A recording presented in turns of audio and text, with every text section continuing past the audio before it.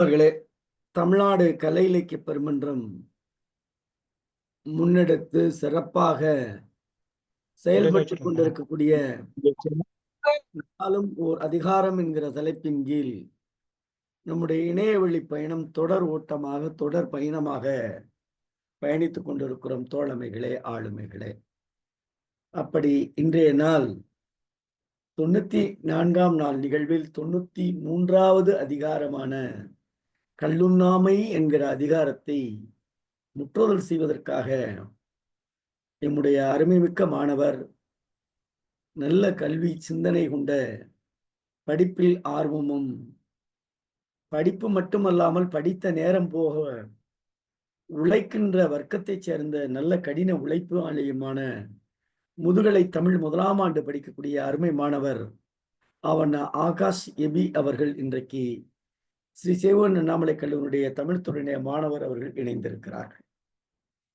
அதற்கு உரைப்பொழிவு செய்வதற்காக திருவள்ளூர் மாவட்டத்தினுடைய தமிழ்நாடு கலை இலக்கிய பெருமன்றத்துடைய மாவட்ட துணை செயலாளர் அருமை தோழர் தாமோதரன் அவர்கள் இணைந்திருக்கிறார். இந்த அதிகாரம் என்பது கல்லுண்ணாமை அதிகாரத்தை நான் பேசுகிறேன் என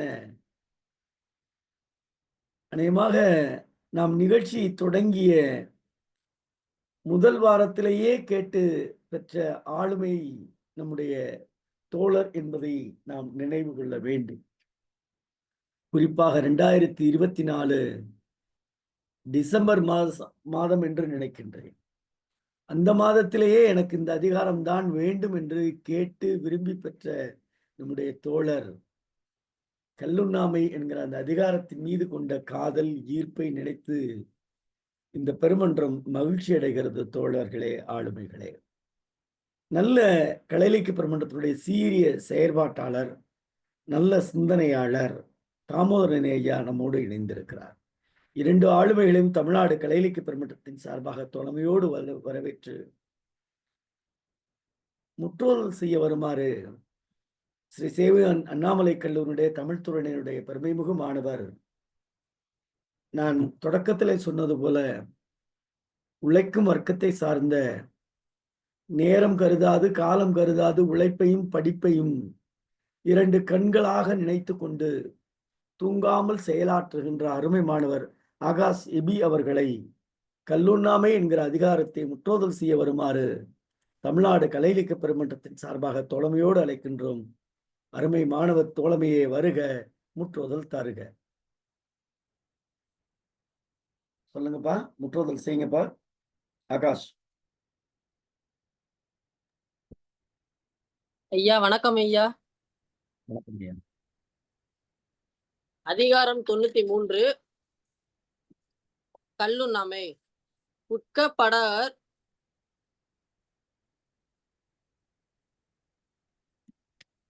கல்லுண்ணாமை உட்கப்படக ஒளியிழப்பர் எஞ்ஞான்றும் கற்காதல் கொண்டாதல்வார் உன்னற்க கல்லை உன்னிலுண்க சான்றாரான் என்ன பட வேண்டாதார் ஈன்றால் முகத்தோயின் இன்னாதால் பின்மற்று சான்றோர் முகத்து களி. நான் என்னும் நல்லால் புறங்கொடுக்கும் கல்லென்னும் பேனா பெருங்குன்றத்தார்க்கு கையறியாமை உடைத்தே பொருள் கொடுக்கும் மெய்யறியாமை கொளல். துஞ்சாரின்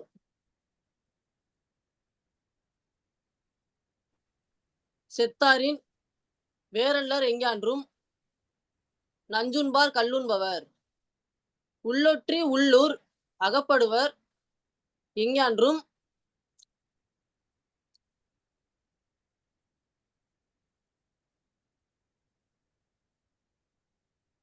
கல்லொற்றி கண் சாய்பவர்.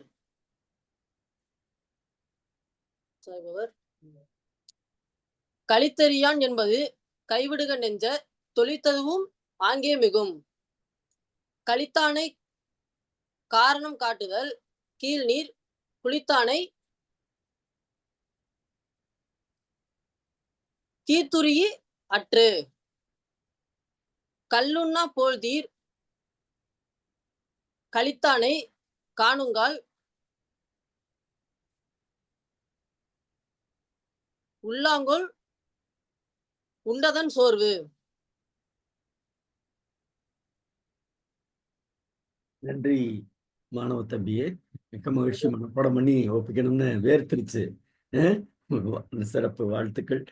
இதற்கு உரைப்பொழிவு செய்ய வருமாறு திருவள்ளூர் மாவட்டத்தினுடைய தமிழ்நாடு கலை இலக்கிய பெருமன்றத்தினுடைய துணை செயலாளர் தோழர் தாமோதரன் அவர்கள் உரைப்பொழிவு தருவார்கள்.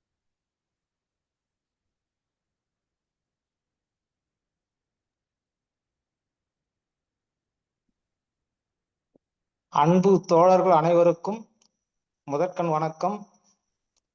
அனைவரையும் இணைத்து பார்ப்பதில் மற்றற்ற மகிழ்ச்சி அடைகிறேன். திருக்குறள் கல் உண்ணாமை. முதல் திருக்குறள். உட்கப்படார் ஒலி இழப்பர் எஞ்சான்றும் கல்காதல் கொண்டு ஒழுகுவார். விளக்கம். குடிப்பழக்கம் உள்ளவர்கள் எப்பொழுதும் அடுத்தவர்களால் மதிக்கப்பட மாட்டார்கள். உள்ள பெருமையும் இழந்து விடுவார்கள். அதாவது மதுவுக்கு அடிமையானவர்கள் மனித குப்பை ஒரு குப்பை தொட்டியில் குப்பை போடுவாங்க. அது மாதிரி மனித இயக்கம், மனித ஆற்றல் அனைத்தும் குடித்தவர் இழந்து ஓர் குப்பை போல் குப்பை தொட்டி அருகில் விழுந்து கிடப்பார். இதனை பார்த்த அனைவரும் எள்ளி நகையாடுவார்கள். இரண்டாவது திருக்குறள். உன்னக கல்லை உணில் உண்க சான்றோரான் எண்ணி பட வேண்டாதார். குடிக்கவே கூடாது. அறிவாளிகளால் இவன் நல்லவன் என்று மதிப்பதை விரும்பாதவர்கள் குடித்தால் குடித்துவிட்டு போகட்டும். அதாவது இதற்கு விளக்கமாக நபிகள் நாயகம் ஒன்று கூறியுள்ளார். அதாவது ஒரு நல்லவன் ஒரு ரோட்டில் நின்று கொண்டிருக்கின்றான். அப்போது ஒரு சைத்தான், ஒரு கெட்டவன் அவர்களிடம் வந்து, நான் உனக்கு பணம் தருகிறேன், இதோ ரோட்டில் வருகின்ற ஒரு மனிதரை நீ இந்த கத்தியால் குத்தி கொலை செய்து விட வேண்டும் என்று கூறுகிறாராம். அப்பொழுது அந்த நல்லவர், ஐயோ இது பாவ செயல், நான் இந்த செயலை செய்ய மாட்டேன் என்று கூறுகிறார். அந்த கெட்டவரோ சரி போகட்டும் என்று கூறிவிட்டு அதற்கு பின்னாடி ஒரு பெண்மணி அந்த ரோட்டில் வருகிறார். அதை பார்த்த அந்த கெட்டவன், பணம் தருகிறேன், இந்த பணத்தை வைத்துக் கொண்டு அந்த பெண்மணியை கற்பழித்து விடு என்று கூறுகிறாராம். அப்பொழுது அந்த நல்லவர், ஐயோ இது துரோக செயல், பாவ செயல், இந்த பாவத்தை நான் செய்ய மாட்டேன் என்று கூறுகிறாராம். அப்போது அந்த கெட்டவர், சரி பரவாயில்லை போகட்டும் என்று விட்டுவிடு என்று கூறிவிட்டு தன் கையிலே இருந்த மது பாட்டிலை எடுத்து அவர் கையிலே கொடுத்து, இதை குடி என்று கூறுகிறார். அப்பொழுது அந்த நல்லவர், இது மதுதானே, குடிப்பதால் எந்த பிரச்சனையும் வராது என்று எண்ணி மதுவை வாங்கி கட என்று குடித்து விட்டார். சிறிது நேரத்தில் அவருக்கு மது மயக்கம் ஏற்பட்டு மயங்கி அந்த ரோட்டில் சென்ற பெண்ணை ஓடி போய் கட்டி பிடித்து கற்பழித்து விடுகிறார். அதுக்கு முன்பாக சென்ற அந்த மனிதர் திரும்பி பார்த்து ஐயோ என்று கூறி இவரை அந்த பெண்மணி காப்பாற்ற ஓடி வருகிறார். அப்பொழுது இவர் அந்த கத்தியை வாங்கி, கெட்டவனிடமிருந்த கத்தியை வாங்கி இவரை குத்தி கொலை செய்து விடுகிறாராம். அப்பொழுது இதன் மூலம் தெரிவிப்பது என்னவென்றால், ஒரு மனிதன் குடிக்காத பொழுது எது தவறு, எது பாவம், எது புண்ணியம் என்ற கருத்துக்கள் தெரிகிறது. ஆனால் அதுவே மது குடித்து விட்டால் எந்த செயலையும் செய்து விடுகிறார். பாவம் எது புண்ணியம் எது என்று அவருக்கு மது குடித்தவர்களுக்கு தெரிவதில்லை. ஆகவே நபிகள் நாயகம் சொன்ன கருத்து மது குடிக்க வேண்டாம், அதனால் பாவ செயல்களை செய்வீர்கள், அதனால் விட்டு விடுங்கள் என்று கூறுகிறார். அதே கருத்தை தான் நம்முடைய திருவள்ளுவர் கல் உண்ணாமை என்ற அதிகாரத்தில் 2ஆம் பாடலில் மிக தெளிவாக சொல்லியிருக்கின்றார். அடுத்தது 3வது திருக்குறள். ஈன்றால் முகத்தேயும் இன்னாதால் என்மற்று சான்றோர் முகத்து களி. என்ன தவறு செய்தாலும் பொறுத்து கொள்ளும் தாய் கூட குடித்தவனை வெறுத்து விடுவாள், நல்லவர்களும் தள்ளி விடுவார்கள். அதாவது ஏற்கனவே சொன்ன திருக்குறள், இயன்ற பொழுதின் பெரிதுவக்கும் தன் மகனை சான்றோன் என கேட்ட தாய். தாயானவள் ஒரு குழந்தையை பெற்றெடுக்க வேண்டும் என்றால் எவ்வளவு கடினம் என்றது தாய்மார்களுக்கு தெரியும். அவ்வளவு கடினத்தையும் ஒரு சான்றோன், தான் பெற்ற பிள்ளை சான்றோன் நல்ல படித்திருக்கின்றான், நல்லவனாக இருக்கிறான் என்று கேட்டால் அந்த வழியை சிறிதிலே மறந்து விடுவாளாம். ஐயா திருவள்ளுவர் சொல்வது அது போன்றதான். என்ன தவறு செய்தாலும் மன்னித்து விடுவாள் தாயானவர், ஆனால் குடித்து வருவனை எந்த காலத்திலும் மன்னிக்க மாட்டார் என்று திருவள்ளுவர் பெருந்தகை கூறுகிறார். 4வது திருக்குறள். நான் என்னும் நல்லால் புறங்கொடுக்கும் கல்லெனும் பேணா பெருங்குற்றத்தார்க்கு. குடிக்கார தீயவர்களை நானும் என்ற நல்லவள் ஏறெடுத்தும் பார்க்க மாட்டாள், விலகி போய்விடுவாள். அதாவது மது குடித்து விட்டு வீட்டுக்கு வரும் கணவன்மார்களை நல்ல மனைவிகள், குடும்ப மனைவிகள் ஏற்க மாட்டார்கள். கல் குடித்தாலும் கணவன், புல்லடித்தாலும் புருஷன் என்னும் பழமொழியெல்லாம் நல்ல மனைவி கிட்ட செல்லுபடி ஆகாது. ஆகவே புருஷன்மார்களை விட்டு விலகுவார். தன் குடும்பத்தை, தன் குழந்தைகளை, குடும்பத்தில் ஏகப்பட்ட பிரச்சனை. இன்று நம்முடைய இன்ற காலகட்டத்தில் பல குடும்பங்கள் சீரழிந்து கொண்டு இருக்கின்றது. சில பெண்கள் வழக்காடி விவாகரத்து சென்றும் செல்கிறார்கள், வழக்காடு மன்றம் செல்கிறார்கள். இதனால் பல்லாயிரம் குடும்பங்கள், தமிழ்நாட்டில் மட்டும் பல்லாயிரம் குடும்பங்கள் சீரழிந்து இருக்கின்றது என்பதை தெரிவித்துக் கொள்கிறேன். 5ஆம் செய்யுள். கையறியாமை உடைத்தே பொருள் கொடுத்து மெய்யறியாமை கொளல். பணத்தை கொடுத்து உடலையும் கொடுத்து கெடுத்து கொள்ளும் குடிக்காரர்கள் முட்டாள்கள் தானே என்று கூறுகிறார். மது அருந்துவிட்டு வாகனம் ஓட்டாதீர் என்று அரசாங்கமும் போக்குவரத்து துறையும் எவ்வளவுதான் சொன்னாலும் மதுவை பணம் கொடுத்து குடித்துவிட்டு வண்டி ஓட்டி இவன் சாவது மட்டும் இல்லாமல் எதிரே வரக்கூடிய நல்லவர்களும் சாவடித்துக் கொண்டிருக்கின்றார்கள் என்று தெருக்கு தெரும் போக்குவரத்து துறை அதிகாரிகள் புனலை வைத்துக் கொண்டு ஊது ஊது ஊது என்கிறார்கள். ஊதியும் புண்ணியம் இல்லை, எவ்வளோ தடுத்தும் புண்ணியம் இல்லை. நம்முடைய முதலமைச்சர் அவர்கள் பல விளம்பரங்களில், அனைத்து டிவிகளிலும் விளம்பரம் செய்கிறார்.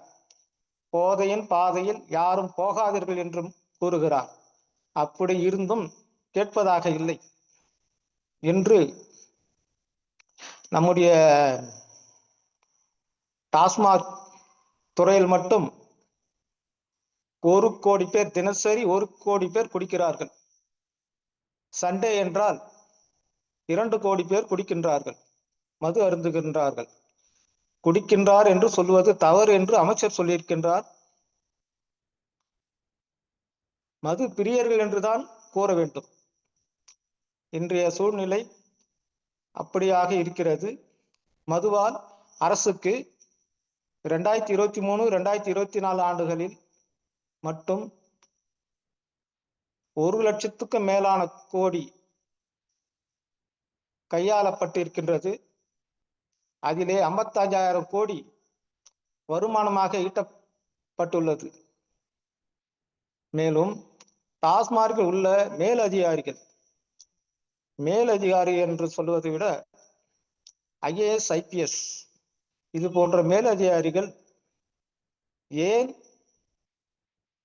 ஜனவரி மாதம் கடந்த ஆண்டு ஜனவரி விட இந்த ஆண்டு ஜனவரி ஏன் டாஸ்மார்க் விற்பனை குறைந்தது என்று மாதத்துக்கு 2 முறை ஆய்வு நடத்தி வருகிறார்கள் என்பதை தெரிவித்துக் கொள்கிறேன்.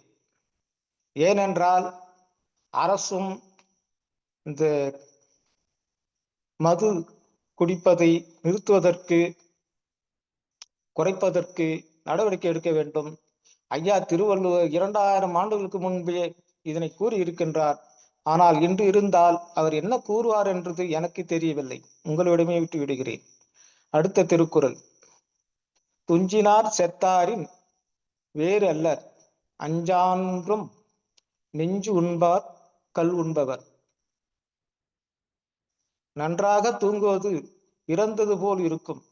குடிப்பது கல்லோ சாராயமோ அது எது என்றாலும் விஷத்துக்கு ஒப்பானது. அன்பு தோழர்களே, இன்று மீடியாவில் அதாவது சினிமா துறையில் பல பாடல்கள் மூலமாக மக்களுக்கு மது குடிப்பதற்கு ஊக்குவிக்கிறார்கள். அதனை தடுக்க சிறிது ஒரு பாட்டு கூட வந்திருக்கிறது. கள்ளக்குடி கண்ணதாசன் காரக்குடி பேரு சொல்லி ஊத்தி குடி. மது என்பது பாம்பு விஷம்தான். அதை சேர்ந்து குடித்தால் அது ஒரு சோசலிசம் தான் என்ற பாடல்கள் நம்மை அருவருக்க வைக்கிறது. பல இளம் தலைமுறைகளை இது போன்ற வார்த்தைகள் தூண்டி விடுகின்றது. ஆகையால் 2003 ஆரம்பிக்கப்பட்ட டாஸ்மார்க் முதலில் 3000 கோடி லாபம், அடுத்த வருஷம் 6000 கோடி லாபம் என்று இருந்த நாளுக்கு நாள் அதிகமாகிக் கொண்டே போகிறது. 2024 படி 55,000 கோடி வரியாக அரசுக்கு கிடைத்துள்ளது என்று பார்த்துக் கொள்ளுங்கள். அப்போது இளம் தலைமுறை அதிகமாக குடிக்க வருகிறார்கள் என்பதே உண்மை. மறைக்கவோ முடியாத ஒரு உண்மை என்பதை தெரிவித்துக் கொள்கிறேன். அடுத்ததாக 7வது செய்யுள். உள்ளூர் நகைப்படுவர் எஞ்சான்றும் கல்லொற்றி காண்பவர் பலர்.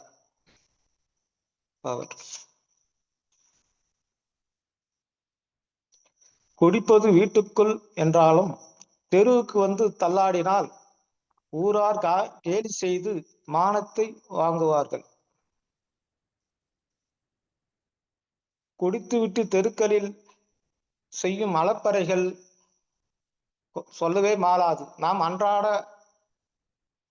வாழ்க்கையிலே பார்த்து கொண்டிருக்கின்றோம், தெருக்களை பார்த்து கொண்டிருக்கின்றோம், வீதிகளே பார்த்து கொண்டிருக்கின்றோம். குடித்துவிட்டு இவர்கள் செய்யும் அலப்பறை தாங்க முடியாத அளவில் உள்ளது. இதனை அது மட்டுமல்ல, சினிமாவில் சொல்லக்கூடிய வார்த்தை, படித்து பார்த்தேன் ஏறவில்லை, குடித்து பார்த்தேன் ஏறிவிட்டது.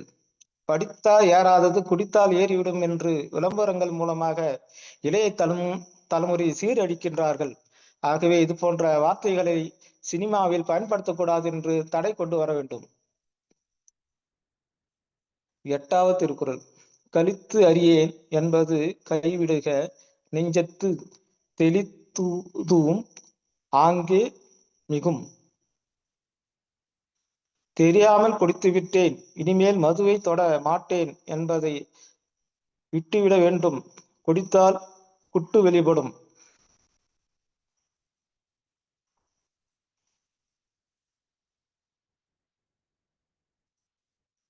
கோப்பையிலே என் குடியிருப்பு, கோலமயில் என் துணை இருப்பு என்று கண்ணதாசன் எழுதிய பாடல் தமிழ்நாடு முழுக்கும் தொட்டிப்பட்டு என்றும் ஓடி தீர்ந்து விட்டது.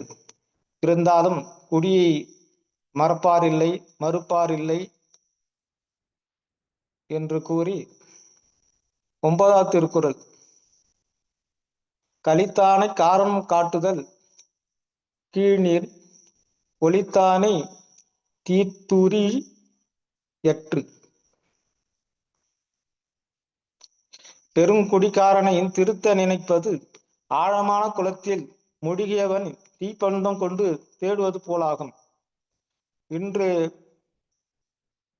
பல மையங்கள் குடித்து சீரழியும் குடிக்க அடிமையானவர்களை திருத்த வேண்டும் என்ற எண்ணத்தில் பல சீர்திருத்த மையங்கள் குடிப்போர் நல மையங்கள் வந்து விட்டது. தமிழ்நாட்டிலும் அனைத்து மாவட்டங்களும் உள்ளது. ஆகையால் இது மாதிரி குடிப்பழத்துக்கு அடிமானவர்களை கொண்டு போய் சேர்த்து அவர்களை மனிதனாக்க வேண்டும் என்ற எண்ணமும் இருக்கின்றது. 10வது திருக்குறள். கல் உண்ணா பொழுதில் கலித்தானை காணுதல் உள்ளான் கொல் கொண்டதான் சோர்வு. குடிக்காரன் தான் குடிக்காத பொழுதும் குடித்து தள்ளாடி சீரழிபவனை கண்டாவது திருந்த வேண்டும். இதிலே சிறிய கதை ஒன்று கூறுகிறேன். ஒரு காட்டிலே புழல் காற்று வீசிக் கொண்டிருக்கிறதாம். அங்கே மழையில் மாட்டிக்கொண்ட ஒருவர் காட்டு வழியாக ஓடிக்கொண்டிருக்கின்றார். அப்பொழுது அங்கே சிறிய ஒரு வீட்டை பார்த்து அங்கே ஒதுங்குகிறார். அங்கே வீட்டுக்கு வெளியே டாப்பா போட்டுவிட்டு ஒருவர் உட்கார்ந்து கொண்டிருக்கின்றார். அவரை, ஐயா, மழை வெள்ளம் அதிகமாக மழை காற்று அதிகமாக இருக்கிறது, எனக்கு குளிர் தாங்க முடியவில்லை, என்னால் நிற்கக்கூட முடியவில்லை, ஆகையால் இன்று இரவு மட்டும் அந்த வீட்டிலே தங்கிவிட்டு காலையிலே சென்று விடுகிறேன் அப்படி என்று கேட்கிறார். அவரோ முடியாது என்கிறார். இவரோ, இல்லை, கொஞ்சம் சிறிது ஓய்வெடுக்க வேண்டும், என்னால் தாங்க முடியவில்லை, எனக்கு குளிர் ஓவராக இருக்கிறது, மழையை தாங்க முடியவில்லை என்று கூறுகிறார். அப்போது அவர் சொல்கிறார், வீட்டை திறக்கிறேன், வலது புறமாக ஒரு பெண் படுத்து கொண்டிருக்கின்றாள், நீயோ அவர்களை டிஸ்டர்ப் செய்யாமல் இடது பக்கமாக அமர்ந்து காலையில் எழுந்து சென்று விட வேண்டும். எந்த காரணத்தை கொண்டும் அந்த பெண்மணியை நீ தொடக்கூடாது, அவரை டிஸ்டர்ப் பண்ணக்கூடாது என்று கூறுகிறார். ஐயா, நான் அப்படியே செய்கிறேன், நிச்சயமாக அந்த பெண்மணியை நான் ஒன்று செய்ய மாட்டேன், நான் இடது புறமாக சென்று படுத்துக் கொள்கிறேன் ஐயா என்று கூறி உறுதி அளித்து விட்டு உள்ளே செல்கிறார். அப்பொழுது இவர் பையிலே இருந்த உள்ளே சென்று சிறிது மது அருந்துகிறார். பையில் வைத்திருந்த மதுவை எடுத்து அருந்துகிறார். மது போதை தலைக்கேறியதால் அவர் அந்த பெண்மணி மீது பாய்கிறார்.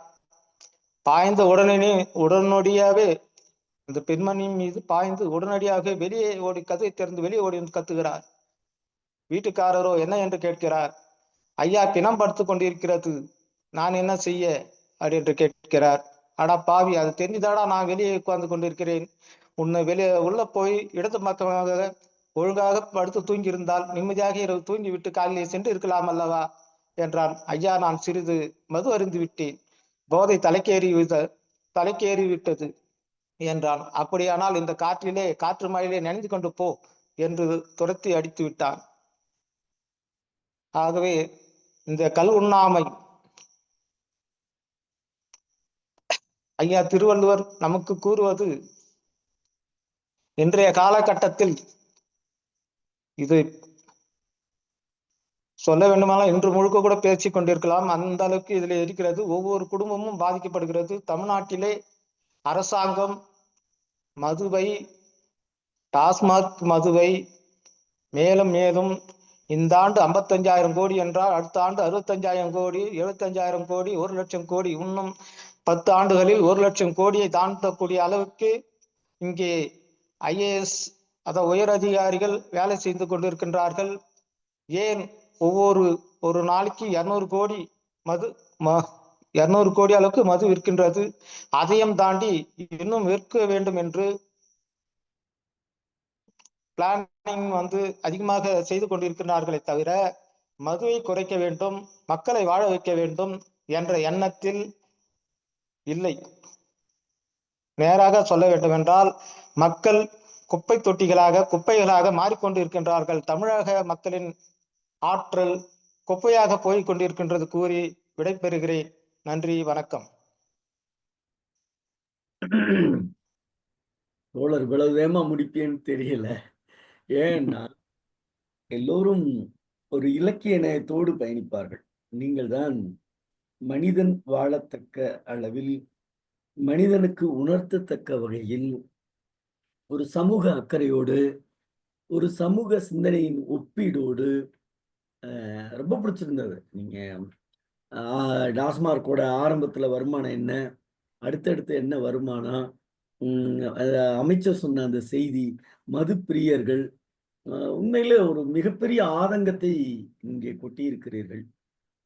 இந்த சமூகம் ஏனோ இப்படி வீழ்ந்து கிடக்கிறது என்று நினைக்கையில் மனம் பதைக்கிறது. அதுதான் செய்தியாகவே பார்க்கிறோம். தோழருக்கு நெஞ்சம் நிறைந்த வாழ்த்துக்களும் பாராட்டுக்களும். வழக்கம்போல பின்னூட்டத்தை தொடங்கி வைக்கிற தோழர் சிவசுப்பிரமணியன் ஐயா அவர்கள். அன்பான தோழர்கள் அனைவருக்கும் வணக்கம். இன்னைக்கு முற்றுதல் செய்த ஆகாஷ் சிபி என்பவர் பாராம முற்றுதல் செய்யணும்னு ரொம்ப மெனக்கெட்டு இருக்கிறார். ரொம்ப கடின உழைப்பு, முயற்சி. அவருக்கு பாராட்டுகளும் வாழ்த்துக்களும். உரையாளர் தோழர் தாமோதரன். தோழர் என்றாலே எளிமையாகத்தானே இருப்பாங்க. அவங்களுடைய உரையும் எளிமையாக இருந்தது. ரொம்ப அருமை. ஒரு சில உரையை புதுமையாக சொன்னாங்க. இந்த குப்பை தொட்டிங்கிறதெல்லாம் எந்த உரையாசிரியர்களும் சொன்னது மாதிரி தெரியல. புதுமையா சொன்னாங்க. அவருக்கு பாராட்டுகளும் வாழ்த்துக்களும். முதல்ல ஒரு கதை சொன்னாரு. குடிகாரன் ஒரு ஆள் தடுக்காப்புல அந்த ஆளை கொன்றுதாப்புலன்னு. நான் கேள்விப்பட்ட அந்த பெண் ஒரு கை குழந்தைய வச்சிருப்பாப்புல. இவன் குடிச்சிட்டு அவளை மானபங்கப்படுத்த போகும்போது அந்த குழந்தை இடையூறா இருக்கும். அதனால அந்த குழந்தையை கொன்றுவாப்புல. குடிகாரன் கொலையும் செய்வான், கற்பழிக்கவும் செய்வான் அப்படிங்கிற கருத்து தான். 2வது ஒரு கதை கூட சொன்னாரு.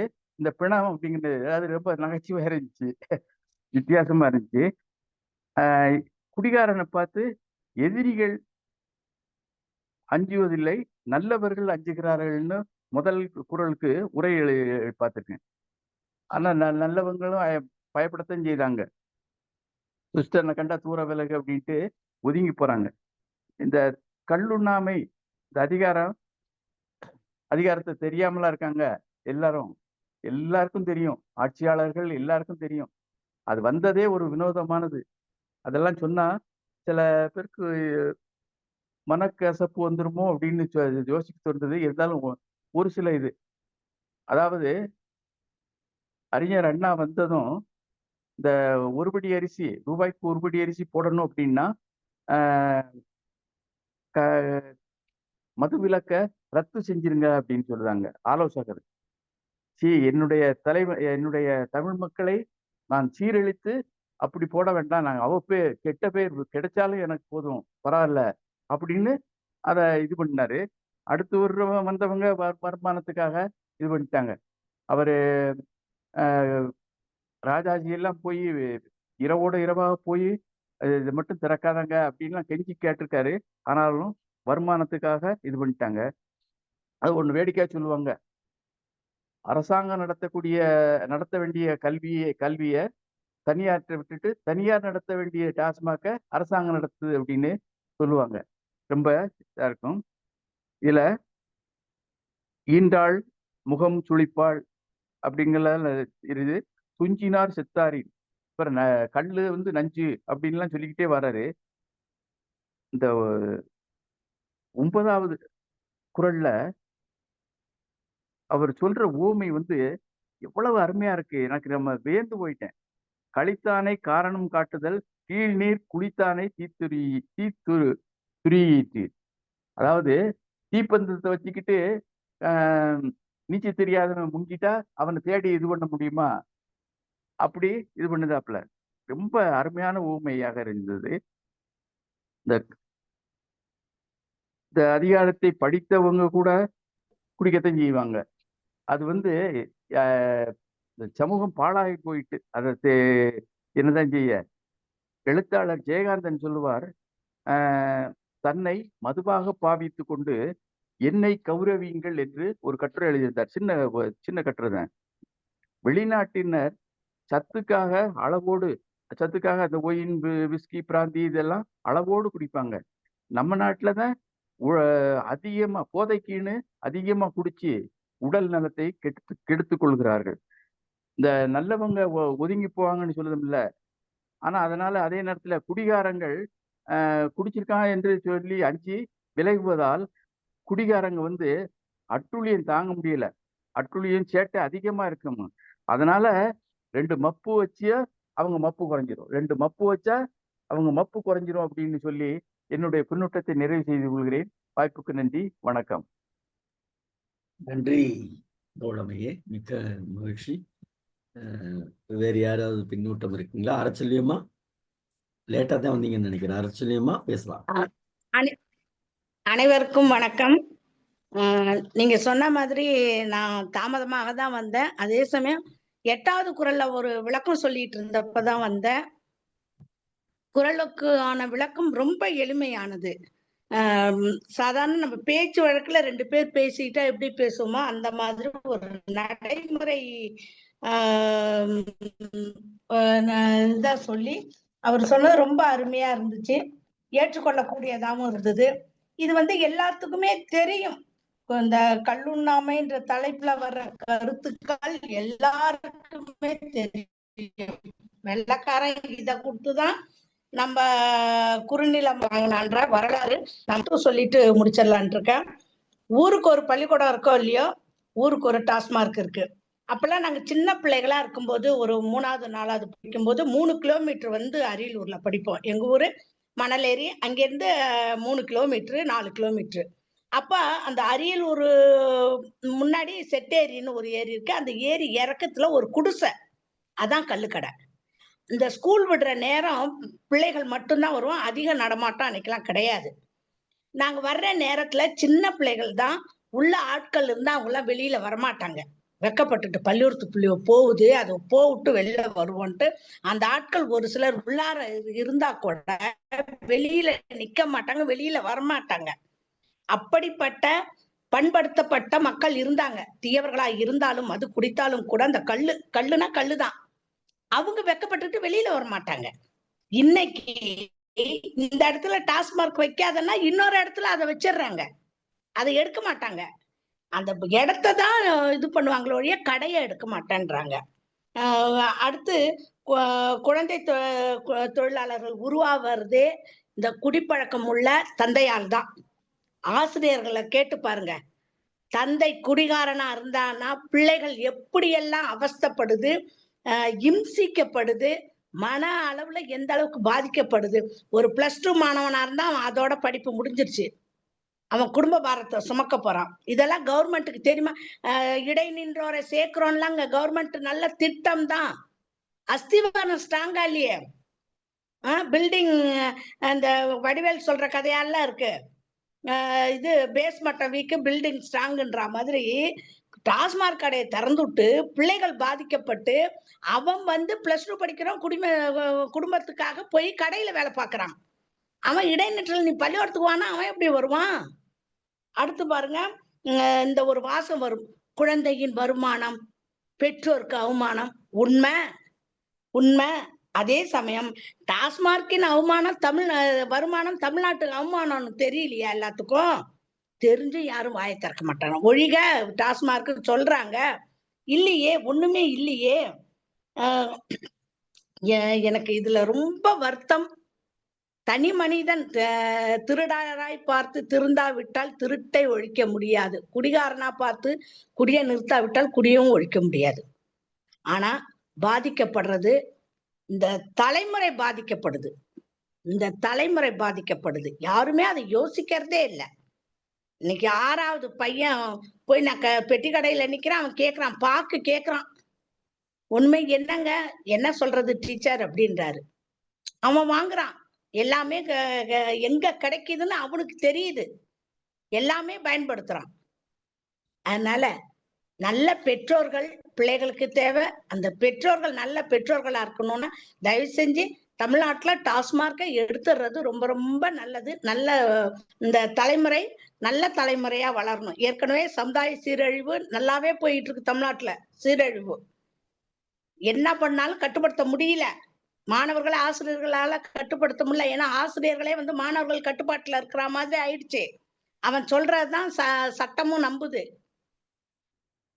தப்பே செய்யாத எத்தனையோ ஆசிரியர்கள் தண்டனை அனுபவிச்சுட்டு வர்ற காலம் இது.